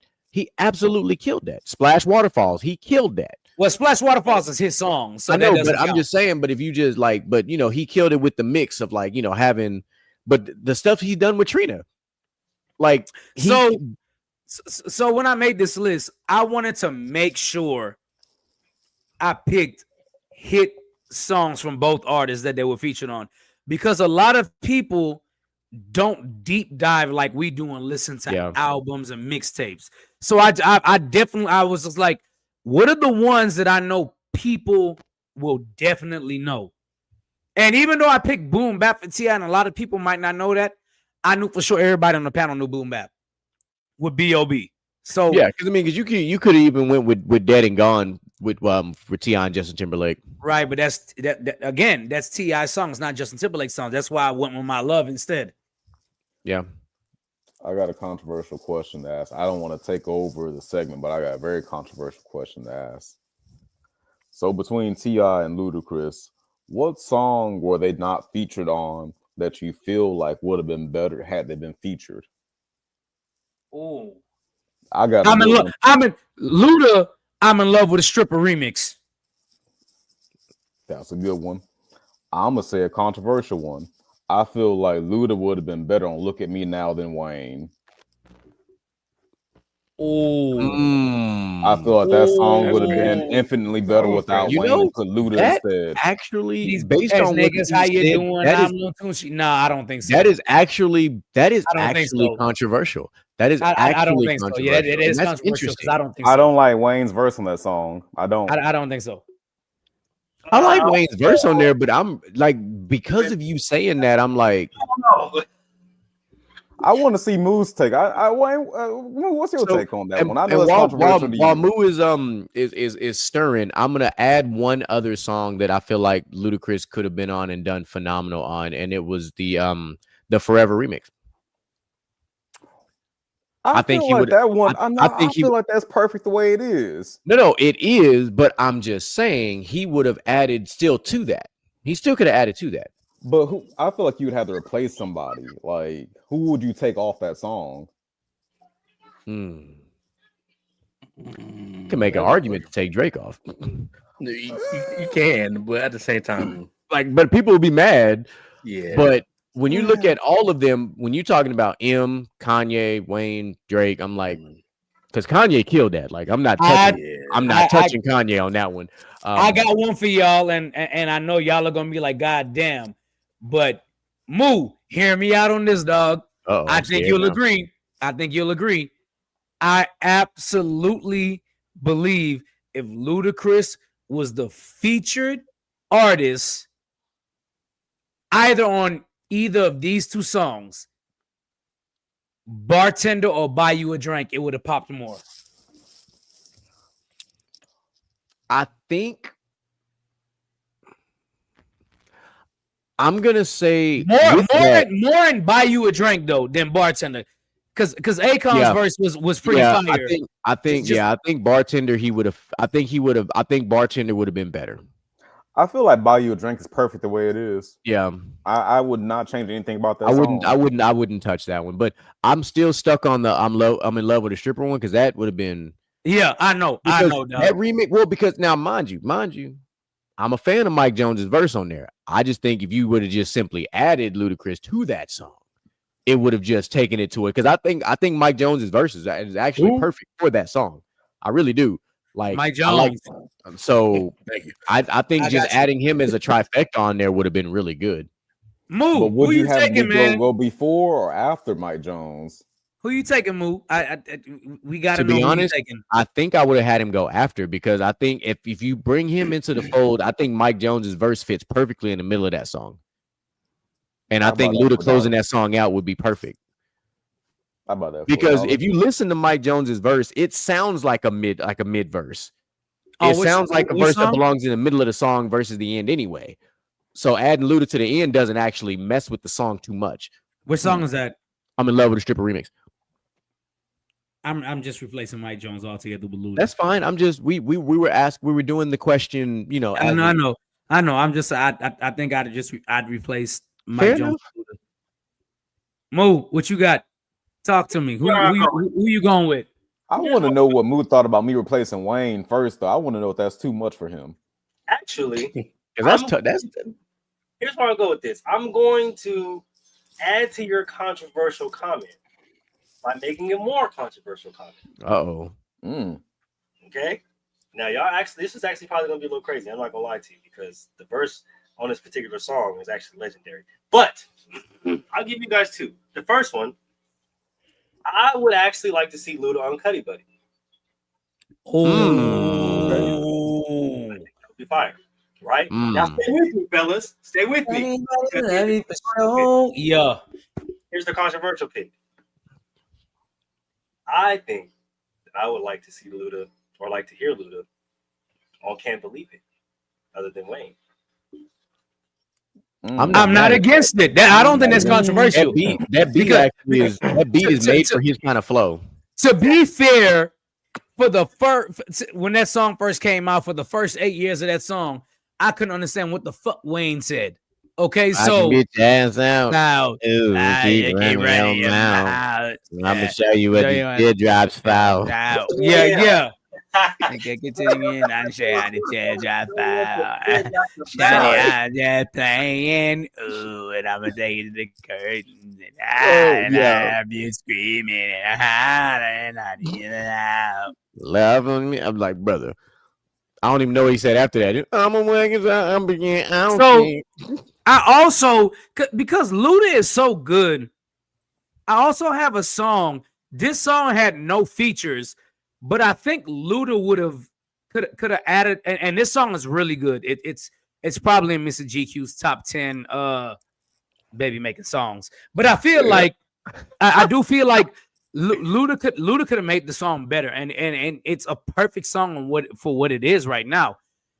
And I would go with, I hate to say this, but I'm gonna say it anyway because there is a rapper on there who I think could have been replaced with Luda, and I'm going with Put It Down on Me and taking 50 Cent verse out and putting the Luda verse in. That's tough because 50's verse was actually really good. Yeah. 50's verse was actually really good in that one. So that's controversial. Yeah, because 50 really did put a, like, that was actually really good. But wait, we keep talking about songs that Luda could have been added to. Y'all got any songs T.I. could have been added to that y'all think? Can I add one more song with Luda? Yeah, go ahead. The Bad by Wale. I feel like Luda would have ran that shit. You know, I can see. So you were talking about like songs with T.I. And I'm either missing it or it just feels like it fits. And so follow me with this one. I actually wouldn't have minded, and I think he may have been on this one. That's probably why it sounds so familiar. But I wouldn't have minded hearing T.I. on a remix to Lloyd's Get It Shorty. That beat is up T.I.'s alley. That's a T.I. style beat. But so we've got that one in the mix. I imagine if I think about it just a little bit, I probably could find a few more. I would have loved to have T.I. have a verse on Boys in the Hood. Yeah. For those of you that don't know, we the boys in the hood selling anything for profit. 5 up in the morning on the corner club. And Moo, hey Moo, while you're on here, you know who I'd love to see T.I. collab with, and it'd be one of y'all Bay Area artists. I think T.I. and E40 could make a hit song. I would love that. It would be absolutely insane because they're two in the same. It's just that E40's style is different. Like his flow is different, but their styles are similar. I got a controversial pick for the T.I. feature. This is going to be very controversial. I feel like the song that I'm picking, it's good. It's great as it is. But I feel like T.I. replacing Wayne on You with Lloyd would be something else. No, absolutely that not. Can't happen. Absolutely the hell not. That can't happen to me. Nah, that can't happen to me. Bro, that's prime Wayne. That is prime Wayne. I'm just saying. No. That's not in the world I want to live in. No. So you cannot be talking about Weezy F Baby, the keys to the Sadies, the keys to the ladies. There's no way. Weed and Patron, even in the AM. You like what I'm saying? I'm sorry, nah, dog. I said controversial. That was definitely that. Come on, man. That was a canon event. Come on. You know I love you like cook food. You know you fucking with a good dude. You know you give good brain like you graduated from a good school. Hell no. I'm a good move. You should move. Hey, Shawty, what it is. Hey, no sir. Oh no, I can't do it. Nah. Now there is one other like remix that I would be okay with taking Wayne's verse off of and replacing with T.I. and it actually be Shorty Low's They Know remix.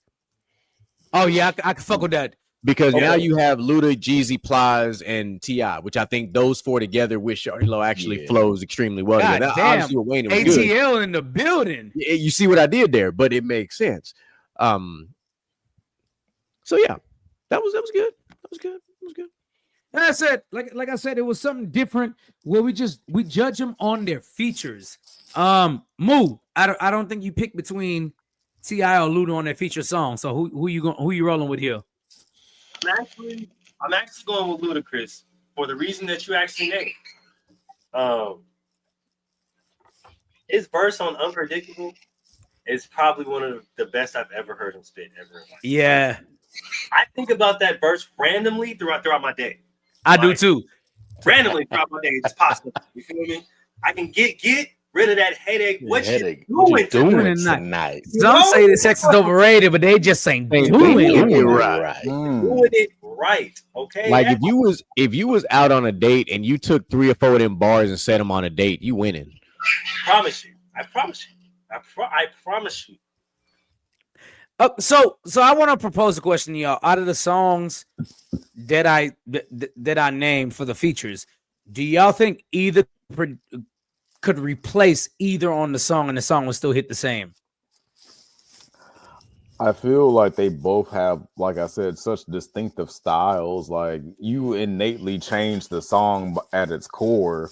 I feel like Luda elevates every single song he's on. Like replacing him with T.I., like you might get a comparable verse. You might get a verse that's not as good. You might get a better verse, but I just feel like it's hard to replace Luda. Like I could see T.I. not being on some songs, but every single Luda feature is iconic.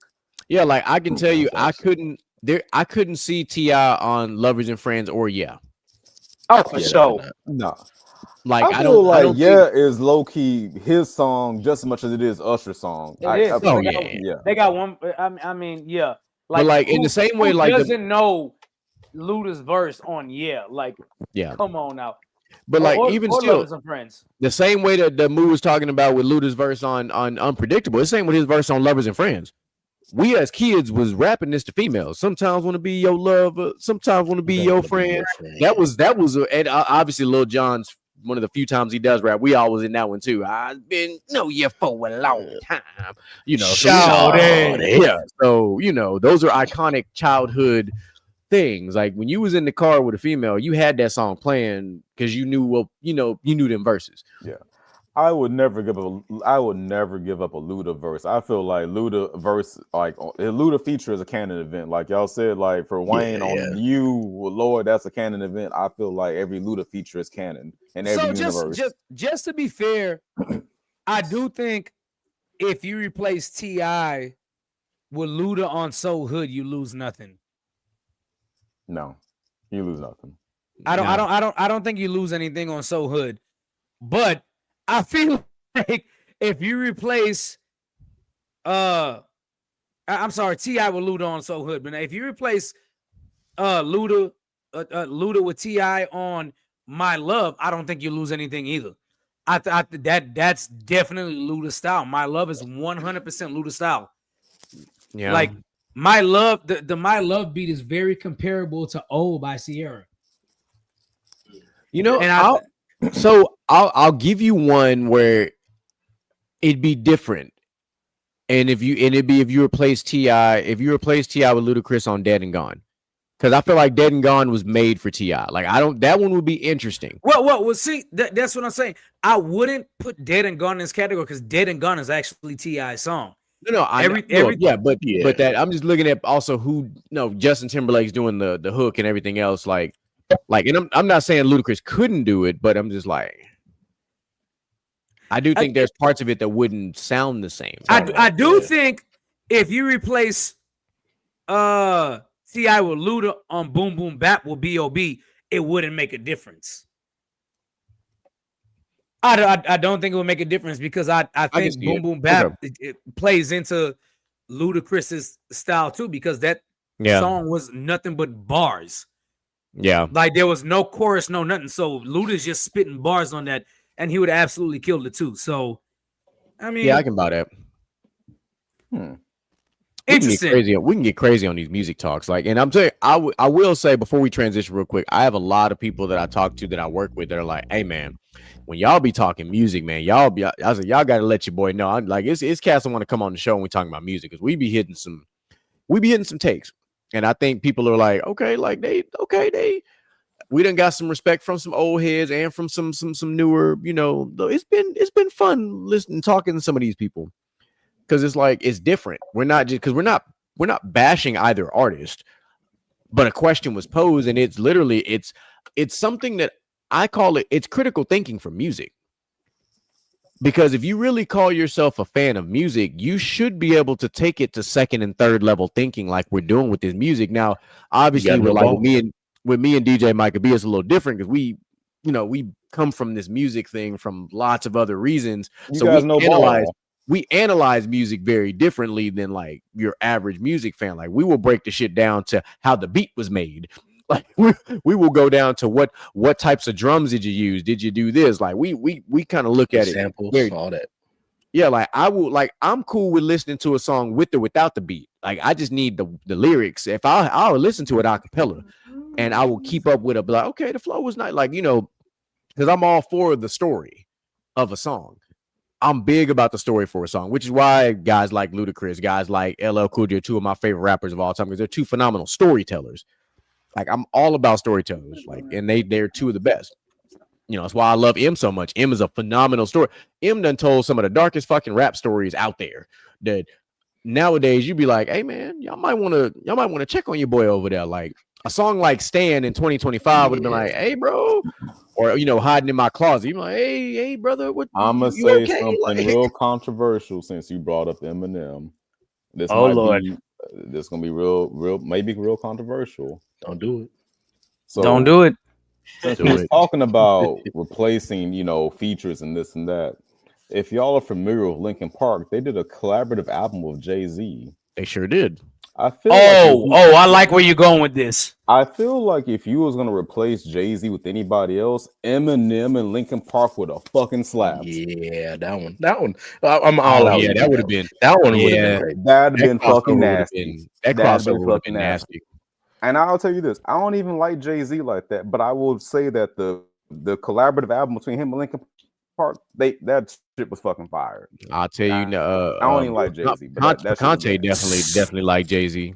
I'm going to say something controversial, and I'm gonna just take Outlaw's line. I'm gonna say something controversial, right? I disagree. You think Eminem will go with Linkin Park? I disagree, and the reason why I disagree is because the album they collaborated on already had Jay-Z hits and Linkin Park hits. It was just rock versions or rap versions of what they had already produced. Eminem was so good that rock and rap was already fused on his albums, and it wouldn't add the dynamic that either Jay-Z or Linkin Park added to that album. You know, I get that because I feel like Linkin Park and Eminem are already in that kind of weird, dark genre anyway. Right. Like Jay-Z and Linkin Park together is like kind of like putting pineapple on pizza. Right. It was two styles clashing together to make it to make one sound. But Eminem fused rock and rap together before Jay-Z even did it with Linkin Park trying to do it. And it that's wouldn't be why nothing new. Yeah, you right. But it would have made for a hell of an album, though. Yeah, it would have made for a hell of an album. But it wouldn't have been as impactful as the Jay-Z Linkin Park collaboration was. So I know it would have worked. I'll do another one, last controversial one. If there was ever going to be another mashup album like that, I think Blink 182 and T-Pain will be interesting. Boy, you know ball, don't you? Boy, I feel like that'd be fucking weird, but fucking dope. I smell. I feel good about that one, didn't you? I can smell what I'm gonna take it. I'm not gonna lie to you. I'm gonna take it a step further. I know you said Blink 182, and I'm gonna take it a step further and say Fall Out Boy and T-Pain would be the collab. This Fall man no ball. Fall Out Boy and T-Pain will be the one. Listen, Fall Out Boy and T-Pain in 2005 would have owned. Oh that. yeah. Like owned it. Oh yeah. This man has 100%. Elite ball knowledge. Like that right there is some savant level thinking that you both just did. Y'all both just displayed what we talk about when we talk about this music. Can y'all imagine T-Pain on a My Songs Know What You Did in the Dark remix? Yeah, that'd be fire. It's probably I mean, even like just using that Fall Out Boy, even some of the like the collaborations they did with like Travis McCoy, Fall Out Boy, and T-Pain together. Like, just think about that, like the Boyfriend song. Like, oh my god, like that would have been, or even like that would have been fire. Or on Millionaire, Bruno Mars, Travis McCoy, and T-Pain on a Billionaire song would have been, because that song was made for a guy like T-Pain too. Like that, he would have fit. He would have fit with that flow very well. Fucking bad. I'm trying to think who would be good for My Chemical Romance. And My Chemical Romance. Like, who would be a good mashup? I could tell you one thing. It can't be any rapper after 2009. So y'all better start digging deep back into the 2000s, because the rappers after 2009 can't collab with anything outside of rap music. Yeah, no, like, you know what? I will give you one out of left field. Give me Lupe Fiasco. That's a good one. Yeah, that's that. Give me Lupe Fiasco and My Chemical Romance. That's actually good out of left or give me B.O.B. and Lupe Fiasco. Give me B.O.B. with My Chemical Romance too. Either of those would fit. I actually do think that. Those of you that didn't go to the B.O.B. concert that me and Jeremy went to, you have no idea. And don't understand how talented B.O.B. is. B.O.B. played every instrument on stage, from piano, bass, guitar, and drums, and played it fluently. Hold on now. Don't forget, he also hopped on the ones and twos. Yeah, he did. Actually, Michael, I got to bring back something you said. You said like any rapper like after 2009 like couldn't cross over. I feel like somebody barely makes the cut. And Kid Cudi. Kid Cudi's before 2009 though. He was like 08. He was like that's still before 2009 though. I guess he barely made the cut though. No. Okay, so I went to a Kid Cudi concert in 2007 when he with Estelle. Like, I went to the House of Blues and Kid Cudi was the opener and Estelle was the headliner. Yeah, okay. Right. So that in that sense it doesn't relate to me, because I listened to Kid Cudi when he had Maui Wowie, the original Day and Night in 2007. Like, I was listening to Kid Cudi way, because what was the website? Hypebeast. I used to go on Hypebeast and find right. So I ain't heard that name in a while. Does that website even exist? I do get what you're saying, because for a lot of people, Kid Cudi wasn't Kid Cudi until Day and Night went crazy in like 08 or 9. So it was like Yeah. 09 when it was But- like went live, really. but personally for me, it doesn't count because I had been listening to him for at least 2 or 3 years by that point. But you're right though. You are right. Kid Cudi would be good. Yes. I would. feel like if we got like a Kid Cudi Panic at the Disco collab, that'd have been fucking gas. Oh, That's a good Panic. That'd have been fucking gas. That'd be dramatic too. Don't let me be a music producer back in 2005. God damn it! Oh god damn it! He would have been the generational crossover producer. He'd have been a mad scientist. I was like, let's just put these two together and see what happens. I'd be just like, I'm grab this fucking Lady Gaga feature and like the fucking Weekend and be like, let's see what the fuck happens. I don't fucking know. So before I hit this video, before before I hit this transition, I'm gonna do this. I'm gonna test Outlaw's mastermind production. I'm gonna give you one other band that I want to hear your thoughts and ideas on a mashup with, and I'm gonna give you Nickelback. I'm gonna challenge you just a little bit because their music's very unique. So like, yeah, Great. Nickelback. maybe I would probably say this is me, just talking, and I'm not really a big fan of this person as a rapper, but I think he would fit, and God rest his soul. I don't know how to say this nigga name. XXX. Oh, the XS Tentacion. Yes. interesting. That's probably who I'd go with, because he was in his own lane as a rapper, kind of like alternative rap. Alternative rap is not a genre, but y'all get what I'm saying, where it was like it wasn't what mainstream rappers were doing, it wasn't what underground rappers were doing, but he was rapping. Yeah. So I think his style would have fit Nickelback style as more of alternative to rock type of music. So I would say XXX would probably be a good collaboration with Nickelback. Okay. I was actually gonna go do something out of left field. I wanted to do a female artist for Nickelback. I got you. What you got? This is gonna be controversial, but I was thinking either Carrie Underwood or Kelly Clarkson. Well, Kelly Clarkson can sing whatever the hell you give her. So Yeah, she's she's multiverse, but I'm not surprised by that. Carrie Underwood, though, is a really underrated vocalist. I think she would fit it. you say Carrie Underwood or Carrie I feel like both. Carrie Like Wilson. my Okay, first choice would be Carrie Underwood and Nickelback. Like I feel like that would so that country it'd be like country alternative, yeah, basically. I feel like that'd be good, but Kelly Clarkson might be like a more poppy kind of vibe for them. But like I think Carrie Underwood is the best fit. Like I feel like if there's ever gonna be like a Nickelback collab, do a female artist. Yeah, I give you that. That makes sense. One person that kind of came in mind with, as we was talking about rappers wise, is I was like maybe Nelly. I think Nelly and Nickelback would be fire. Nickelback and Nelly, I'd buy that for $1. Ironically, they both start with the same letter, but Nickelback and Nelly would actually, because Nelly's shown us how versatile he is with crossovers already. So him and Nickelback actually would. That'd be good. That'd be good.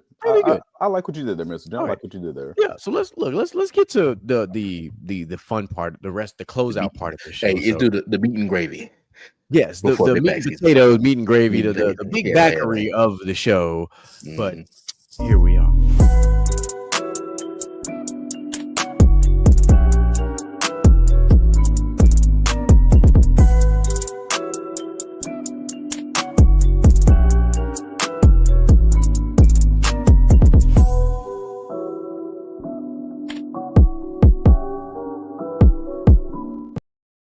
All right, so this one's going to be fun. So as you can kind of tell from the way that the title of the show is, the show about unhinged love and apologies. So unhinged is another word we're using for angry. So don't worry, it's all tied together. But I took part in some unique training this past weekend, and while I was sitting there feeling like it was an absolute waste of time, because it kind of was, for the environment and setting that we were in for how this was going. But I was like, now on the other hand, for the pod now, this is interesting. So I kind of told the fellas in the group, I was like, hey, I have a proposal, but let me put it together first. Posed it to him, and Moolage and Mr. Gent were already like, hey, I've kind of done this, some of this stuff before. I actually think this is a dope conversation. Actually, Mr. Gent, specifically, like, I had this conversation before. So I'm like, okay, so we cooking. We all understand the premise of what's going on here. So there is a relatively popular quiz out there. It happens amongst they do it it's for relationships, it's for corporate teams. It's got like a mixed bag of how you want to do it. We're going to use it for the sake of like kind of relationships and all the other stuff like that, but this one is talks about the 5 love languages, the apology languages, and the anger assessment. So why are these important? Depends on how you feel. Depends on how you look at life. Depends on how serious you are about certain things. Um, More so the apology and anger assessment. Yes, the love language is important, but the apology language and the anger assessment, because as a panel full of, well, while DJ Micah B's not on the screen, as a panel full of dads, we have children that like to test our gangster. And how we channel that energy is pretty much why I think the anger assessment is necessary. Because sometimes kids will make you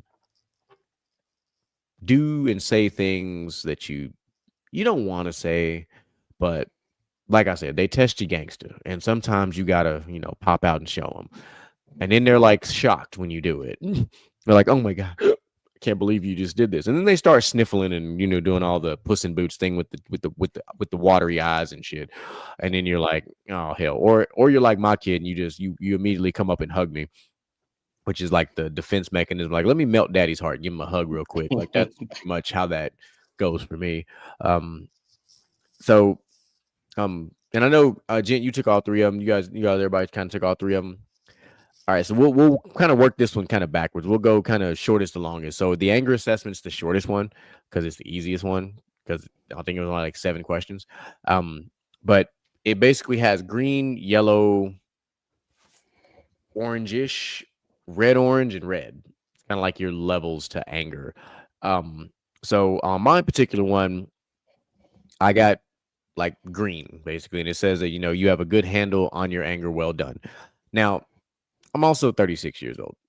Had I took this motherfucker when I was 25, my shit would have been yellow going towards the orange. I already know this. 100%. I already know this. With older life comes realization, rationale, wisdom, all the things. But basically what it says for mine is that your responses indicate you generally have a good handle on your anger. You are likely aware of what makes you angry, and you tend to be intentional in processing your feelings of anger. You likely don't experience too many difficulties from anger-related issues in your personal or professional life. There's always room for improvement, however, in some things to consider the actionable steps. Why am I saying that? Because in my headline, I put mental toughness was tested on this day. Today was a very good example of how I could have went from having control of my anger to flipping the fuck out. And it's a work related thing, but I kept it contained all day. Like, I had my moments. I sat in the car. I watched some TikToks. I was typing some stuff. I was writing some stuff, but I was irritated about it all day because it happened like literally at the beginning of my workday.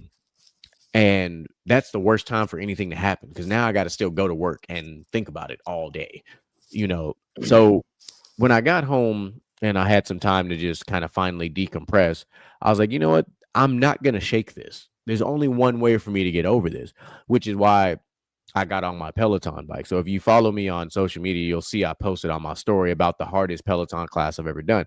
So there are levels to these classes. And this particular class I did was a 20-minute HIIT class. A 20-minute HIIT class on a Peloton bike is diabolical. I'm just going to tell you that. It is diabolical. If you ever in your life have run track and field, this was the equivalent of a Monday track practice. My whole lower body hurt. Everything is sore. Everything is tense. Everything hurt. Like, I had to do a 5-minute cool down class after to flush my legs, because I feel like I ran a bunch of quarters with some 300s and a couple of 500s. Yes. So yeah. Track So next up on their anger assessment, anybody have anything different? Was anybody like not in green necessarily? See, I mine wasn't in. is I wasn't in green. mine's I in was green. not in green. Okay, I can understand that. Kiss my ass, you hoe ass nigga, and that's probably exactly why I wasn't in green. Exactly why I said it. I mean, so where were you? I was literally in like dead ass in the middle. Oh, because you're yellow transitioning to orange. The orange. And so, like, I mean, first of all, it just Like a depends on mustard. how you look at it. I was either yellow See, transition that's to the reason. orange, Yep, there it is. or yellow transition to green. But what I will say is, I think the reason being, and I think GQ will attest to this, and Mr. Gent will too. Outlaw knows me very well now, but he didn't know me before. I've never been the person to be in relationships. So at this stage in my life, I am still in the middle of, I know what pisses me off on one hand, but I necessarily don't know what pisses me off on the other hand as far as the relationship goes. And so, like, I know what people do that pisses me off, but I don't know what my significant other will do that could also piss me off. And so it's like when I see dumb shit happening, I'm just like, yeah, I expect that from that person, or I expect that from that person. It doesn't bother me as much. I'm just like, you're being stupid, whatever. But when I see certain things from my significant other, it's like, why the fuck would you even do that? Like, do you not know me? Like, I'm not understanding. Like, I'm around you the most. You should know me at this point to know that kind of shit would make me mad. It was like, I didn't think this would make you mad. So what you're saying is you're kind of volatile. Sure, I guess. I don't. Yeah. No, I'm just fucking with you. So I'll Now DJ Michael B is the only person I know of all people in my circle that I can still count on one hand how many relationships he's been in. Yeah. That's a rare thing. Yep. But before you start, Allah, I'm gonna say something about Micah's. It's something different when you know what other people are pissed like that piss you off, you know. But it's just something different when you love a person and they piss you off. It's a next level type of shit, dude. AKA your kids, AKA your kids, AKA your girl, AKA just your mama, AKA your daddy. Like, goddamn. Especially it's a different especially level of shit. when you know you wouldn't do it to that person. Exactly. And it takes a next level of forgiveness, of release. Unless you take a page out of Moo's book and become King Pettington. I do become King Pettington all the time. But the problem with becoming King Pettington is that your girlfriend doesn't take becoming King Pettington well and starts doing spiteful shit, right? That's when you got to elevate from being King Pettington to being Emperor Pettington. Right. No, you can't do that. Goddamn. Yeah, I love the pettiness. Brother, there's a video out there from this little kid saying, I bullshit. So at the same time, the more you level it up, the longer it's gonna last, and it's not gonna end up pretty at the end of the day. So got nothing to do with me. And like I said, I took the test. Like I will say this, I took the test as it is just pertaining to my relationship. I didn't take the test as to every other everybody else relationship. I took the test into my singular relationship. Now I am curious about Outlaws, because Outlaw is going to be coming at this from the most really and truly probably the most objective way, because he's not in a relationship anymore, but he's still a parent. So he's got probably the most objective view of this. Right. And the biggest thing it says about me on here is you want people to accept responsibility. And when they don't accept responsibility for what they did, it pisses you off. That Mr. Gent, GQ, you know that is an absolute fact that you can't admit you were wrong after I admit I was wrong in a certain situation. If you can't do the same thing, nah, no. Next, You think you about to get apology off, test. and you think you about to get off because you was wrong in a whole bunch of shit too. It's like, oh no, you were worse, or no, you apologize because you knew you was wrong. And I'm just like, okay, I apologize for what I did. I did this, and this. All right, and I'm apologizing for that. But you also did this, and this, and pushed when I told you to stop, and kept doing the shit. Right? So, and I'm just like, you can't even admit you was wrong in that matter. And that's why it put me in the middle. It was like, you can admit you're wrong, but you don't like when other people don't admit they were wrong and apologize too. And that's a fact. Go ahead, Outlaw. So surprisingly, mine was actually in the green. I used to be a very hot-blooded, hot-tempered, fucking explosively angry motherfucker back in the day. But I've learned something over the years. You can walk away from people. You can cut motherfuckers off. Like I this year I've cut off so many people who fucking had my fucking blood boiling. And without them ignorant, dumb motherfuckers, agitating bastards in my life, I'm so fucking chill. That's just my secret of life. Just you make me fucking mad, you act funny one fucking time, bitch, you fucking gone. Like I don't care how good the pussy was, I don't care how long we've been friends. Like if you disturb my peace, bitch, you must be gone. Like that's just it. That's how I maintain not being fucking mad. I just don't deal with dumb motherfuckers. In his Kendrick arc, don't kill my vibe. Yeah, that's why I'm fucking single. Like I don't want to deal with them like the idea like I'm gonna wake up next to my gal and she might have a bad day because she woke up on the wrong side of the bed, and that's my fucking problem. No, the fuck is not my fucking problem. I don't give a fuck what you fucking woke up fucking mad about. The fuck, like, boy, speak them facts. Like, that's why I don't want to have a fucking relationship again. Like, I don't want to fucking have to be considerate of somebody else's fucking feelings. Like, yo, shit ain't got shit to do with me. I don't fucking care. I don't fucking care. I really don't. And I'm okay with that. Can I ask y'all a question? They wonder why people love Outlaw on our social media posts for shit like that. Can I ask y'all a question? Has it ever been taken out on you because somebody else dreamed that you cheated on them?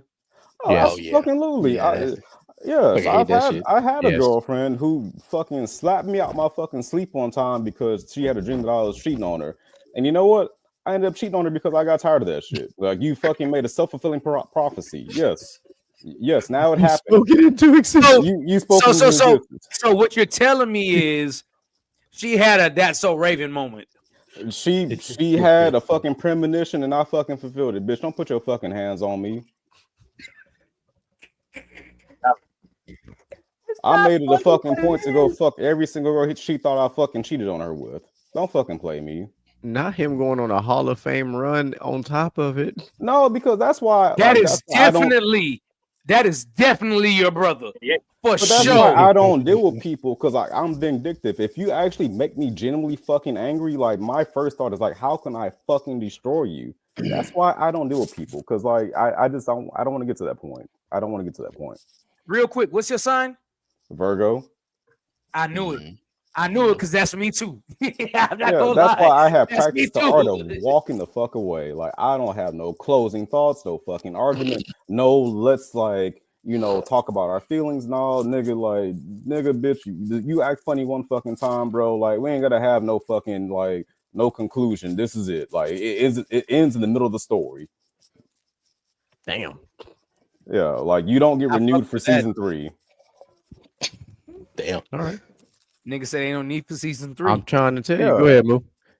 Speaking of, I want to plug in season 3 is coming soon for From the Sidelines. Thanks for the plug-in, Outlaw. Facts. Oh yeah, that was perfect. That was perfect timing. I guess to add on to the trend here, I was more not on the green, more on the. I guess if you're a color coordinated person, more on the golden side, going into the orange. Now. I see what you did there. All right. Main reason being, if you know me, then you know movie tripping. Okay. I do be tripping. I'm not even gonna lie to you. But I've come to understand my anger, and through lots of my therapy and my outlet via the gym. It I tend to keep a lid on it. Most times, there are some times where I do have to get ghetto.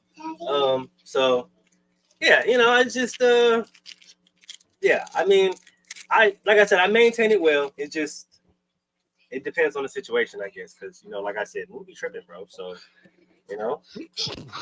I be tripping too. I'm not even going back off of that. And the reason why I say that, bro, and I think Moo and Outlaw will feel me on this one.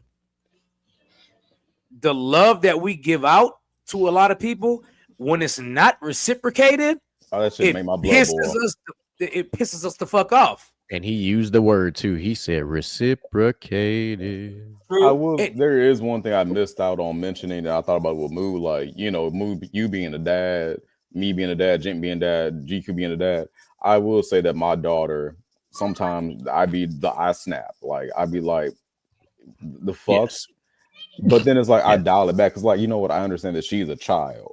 But I will say my kid is like the only person who can like get under my skin. And I'm just like, I'm mad at you right now, and I still love you, and I'll keep a smile the entire time. I'll just be sitting there thinking, like, motherfucker, you knew fucking better than that, goddamn it. Yeah, see, I Like, feel that. I'm about to thump you in the forehead, but I've done it. I've done it. Hey, I'll dump you and then tell you, hey, I'm sorry. Look, this is the reason why I dumped your ass. Like, my daughter just does dumped boneheaded shit, and it's like, I understand you're 6 years old. You're gonna do some stupid shit, but like me sitting here at the seat, I'm just like, what the fuck? And again, I thought we were doing like when we did this, it was more of a you do with your significant other, not with just all your relationships. So I don't have a significant other, so right. Yeah, So like I just did it pertaining to my relationship. So like if I feel like if I did it with like my friends, it would be different. So when no, it came down, some things you accept from your friends and some things you wouldn't accept from like your coworkers. Right. Yeah. Oh yeah, it's different levels. Oh, I don't accept shit from my coworkers. I mean, yeah, I don't accept the goddamn thing. Like, nigga, you either gonna do your job or I'm gonna get you the fuck up out of here. Yeah. Like, I'm the supervisor for a reason. I don't accept shit from nobody. I ain't gonna lie to you. It's not just a family thing with me. I'm not gonna lie to you, bro. Like, I can see the wrong thing in them, nigga. If the moment is there, yeah, I'm going up. I'm not even gonna lie to you. But like I said, I keep kicking it up. It's one of them days. Because all that matters is you can admit that you're a crash out. Oh no, like I said, most definitely. I never deny that I'm a crash. I'm not even gonna lie. he already said it. He said movie tripping. Yeah, like I said, That's what I said. That's what I said. I was like, all that matters, you can accept and own the fact that you can be a crash out. Yeah, I feel like every black man being a crash out at one point in their life is a canon event. I feel like it's par for the course.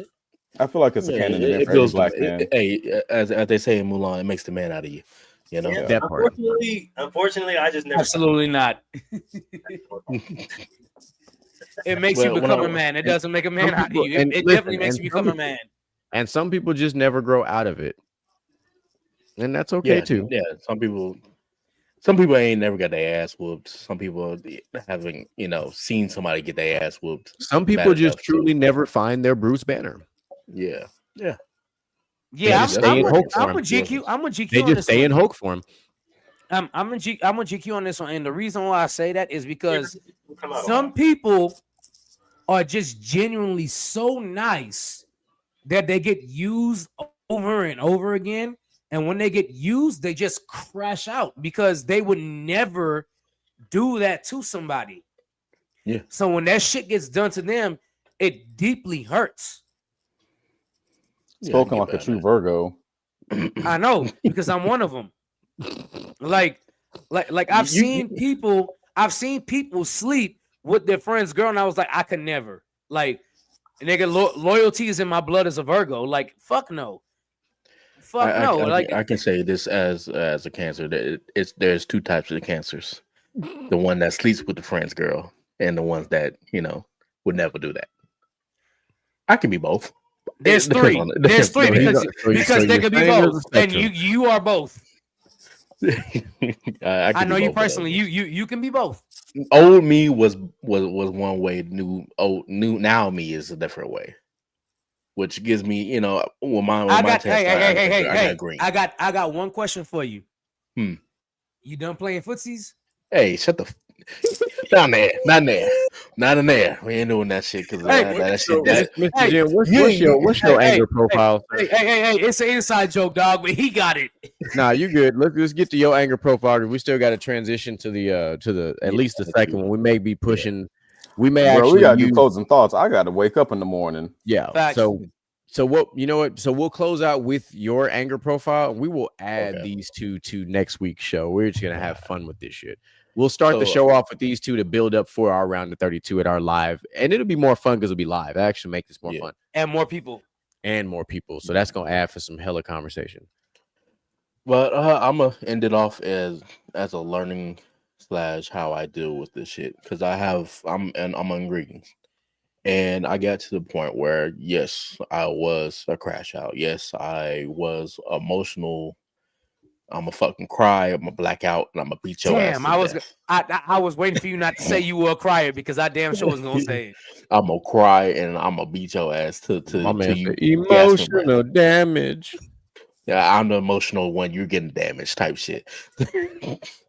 So it came to the point where I had to realize you can control what you can control. If you can't, don't dwell on it. Simple as that. So when a lot of things is like, oh, you or a better one. Just because it's a bad moment doesn't make it a bad day. Because a lot of people make bad moments bad days. So when That's it comes good. down to that buildup of that one thing that happened to you, it can lead to other bad things happen to you and other people. So learning those two lessons has built the green in my test because I have to, especially dealing with daughters and a son, like especially that little boy, be testing the fuck out of me. Sometimes you gotta step back and you gotta fucking what the fuck? No. Just to- And in the case of what you're talking about, sometimes you got to put belt to ass. Oh yeah, No, yeah. I'm But no, dead serious too. I've gotten to the point where like when I will not be my kids angry. I can't. I didn't say because no. I know I didn't say that. being them angry. But I said it's to the being point. to that Sometimes you got to point, put belt to ass. there's some parents out there that will beat Oh, their yeah, kids yeah. angry. See, It's not I good. will make sure I calm down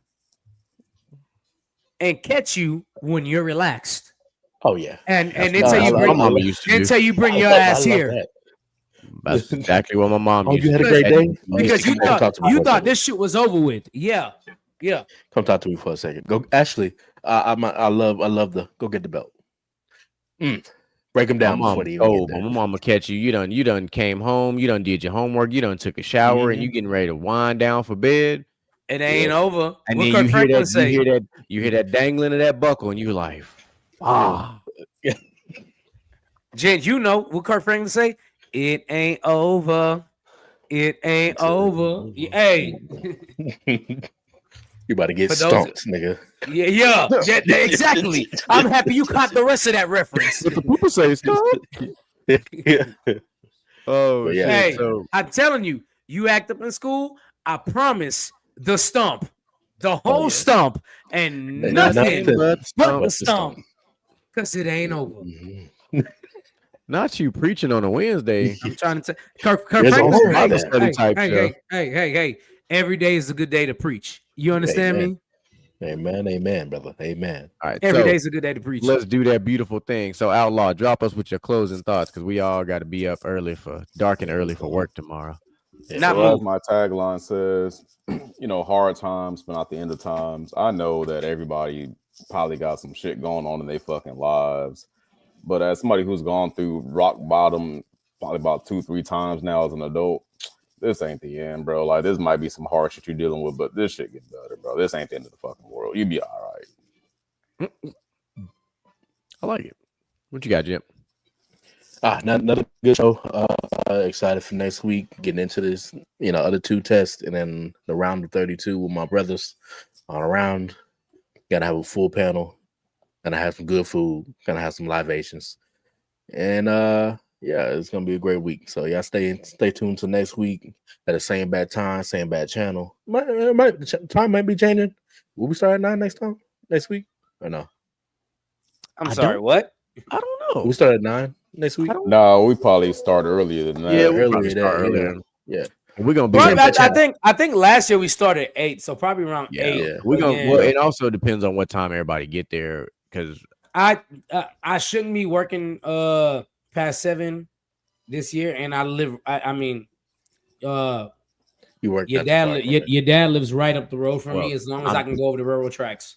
I'm on leave starting Friday, so I Must ain't be working nice. at all. Hey, Okay, I live close so- to so- you. so- Than I you work got the before. days. so my you issue is I work tomorrow, Friday, and probably Saturday, but I'm off Sunday, Monday, Tuesday. But they didn't let me take Wednesday off because it's the end of the month and everybody has to be there. So I got to go back to work Wednesday, and then I'm off Thursday, Friday, Saturday, Sunday, which is trash. We already off Wednesday, Thursday, Friday, but I just took I don't get Wednesday off.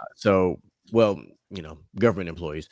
So Must that's be all. nice. You fucking right. They owe me something after these 43 days. Shit. You better tell them you leaving here with something, and And I it's did. off days. I knew that was coming. Oh, snap. Moolers, what you got? Oh man, another fire show. Just to kind of build on what Outlaw was saying. Don't worry about what you got going on in life. I know everything is can be hard times sometimes, but like I always say, man, life sucks. You might as well have fun. That part. Yep. Make sure you guys tune in tomorrow. We got a re-edition of Basket to Basket. Like I say, we're still working on the name. Inside the Huddle on Friday. You already know we back to back with all the shows, man. Keep liking, keep subscribing, keep commenting. We're not gonna stop till we get that plaque in the back. You already know what it is. See y'all tomorrow. You heard him. DJ Michael B. Talk to him. Yeah, I'm gonna echo some Moose stuff. I know we don't have an official name yet, but I'm gonna call it Basket to Basket midweek. Because Basket to Basket is on Tuesday, so I'm gonna say Basket to Basket midweek on Thursday. If any of you are free and want to jump on, send a message and let us know. We'll make sure and drop the link. Of course, Friday-ish, best damn football show on the internet, period. We have a big debate coming up on Ish this week. I don't know if I'll be able to be on. But Troy, Mel, and Moo. It's going down. Troy, Mel, and Moo have some fire for y'all because they are all on opposite sides of Mel and Moo on opposite sides of one thing from Troy, and it's already been going down in the chat. And now hold on. Now Mel, Moo, and GQ are on the same side because there's conversations having in that chat, and I definitely chimed in on something. I was like, hold on, brother, we can't do that. I hope I can jump on Friday because Troy and Micah are on the same side of this one. So I hope I can jump in on this one. We're on the same side with this one.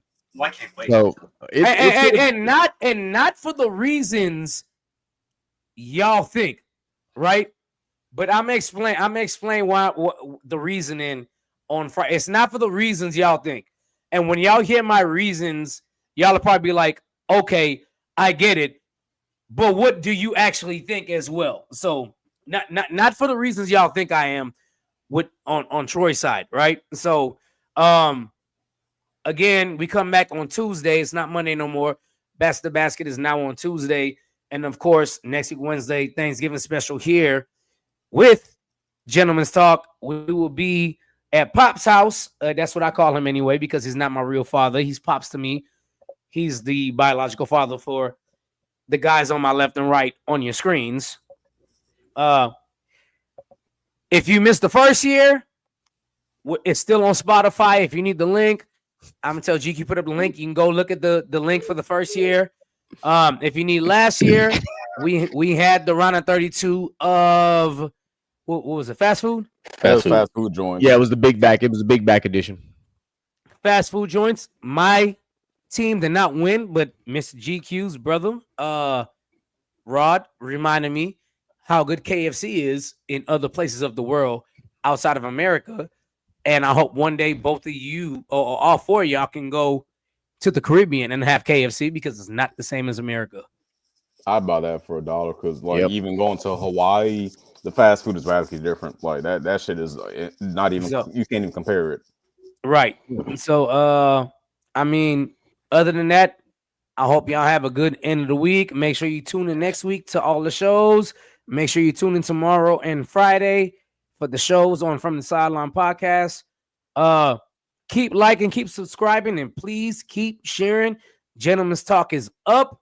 And if you like the content that you see and you think other people should chime in to make a conversation, like it, share it, comment on it. Let's run it up. Y'all know what it is. Facts. GQ, final thoughts. Got you. Real quick, real easy, man. I'm hoping I can make it Friday, but I'm also dealing with we got some significant family events happening on Friday, so time will dictate. If I pop up, I found time. If not, it's because I'm taking care of business. So that's how I'll leave that. But one way or another, I will get my take across. Even if I have to record it prior to and send it, it's gonna be out there. But anyway, great show today. We're gonna hit y'all with part 2 because we are going to get into the apologies and love languages next week before we get into the round of 32 2000s video game edition. I'm telling you, if you have not tuned in to a live on location Gentlemen's Talk, you are missing out on some absolute diabolical tomfoolery type of fun because it is a different vibe. It is such a vibe that I wish we had a full-on professional camera crew because it requires that level of delicate. It just does. Micah, bring your mics, your plug mics. I'm gonna bring mine because we're gonna need that audio. Oh man, I gotta buy some more because I lost them. Okay. When I moved, when I moved, I lost them. I don't know where they are. They could still be in the old house, and I don't have access to anymore. Gotcha. I digress. I at least have 2 for sure. Possibly, actually, I have 3. But I'll buy some more. Yeah. Send me the link of what you bought, and yeah, too easy. Because we'll need as clear audio as we can get for next week for sure. But yeah, like I told you in the beginning, man, the social media is up. We just got the blessing for TikTok. So once I get that all sorted out and figured out, we will be streaming live on TikTok for our Wednesday shows. We have met the criteria that has been required of us. So we're going to make it do what it do, baby, to quote Jamie Foxx today. So make it do, baby. Baby. Yeah, look at you musical motherfuckers. All right. So as I per like usual, that. Hey, look, ladies and gentlemen. I like it too. This has been coming up a lot more and more these days, and I'm glad that it is. There's becoming more and more of a spotlight on men taking care of their mental and emotional health. And I urge all men out there who still feel like there's some kind of a stigma of some sort attached to it. I'm telling you right now, this ain't the 1990s. It's 2025. Shit ain't the same out here. It's perfectly okay to get out there, find you some help, find you a group of people, find you some people that you can confide in to do what you must do to get out of whatever dark place you have found yourself in. So I urge you to find those people, those common. I'm happy you said that. I would also like to say, if you're local here around Baytown, Pasadena, LaPorte, wherever, we have a brotherhood here. And if you like to be a part of the brotherhood or just need support or whatever, reach out to us. We have a brotherhood here, LXG. Holla, holla, holla. And so don't be afraid to reach out. So like DJ Micah B be saying, normally I'm going to tell y'all like we used to say back on the old audio days, tell a friend to tell a friend. All right. Like, subscribe, follow, man. Put it out there. Keep an eye on the Gentlemen's Talk Instagram because it's continuing to go up. There's a lot of good stuff happening. TikTok is on fire right now. So we're going to keep that fire rolling. But as per usual, chat, we love y'all. We appreciate y'all for being out there tonight. And we love y'all. We are Motivation in you and inspire the world.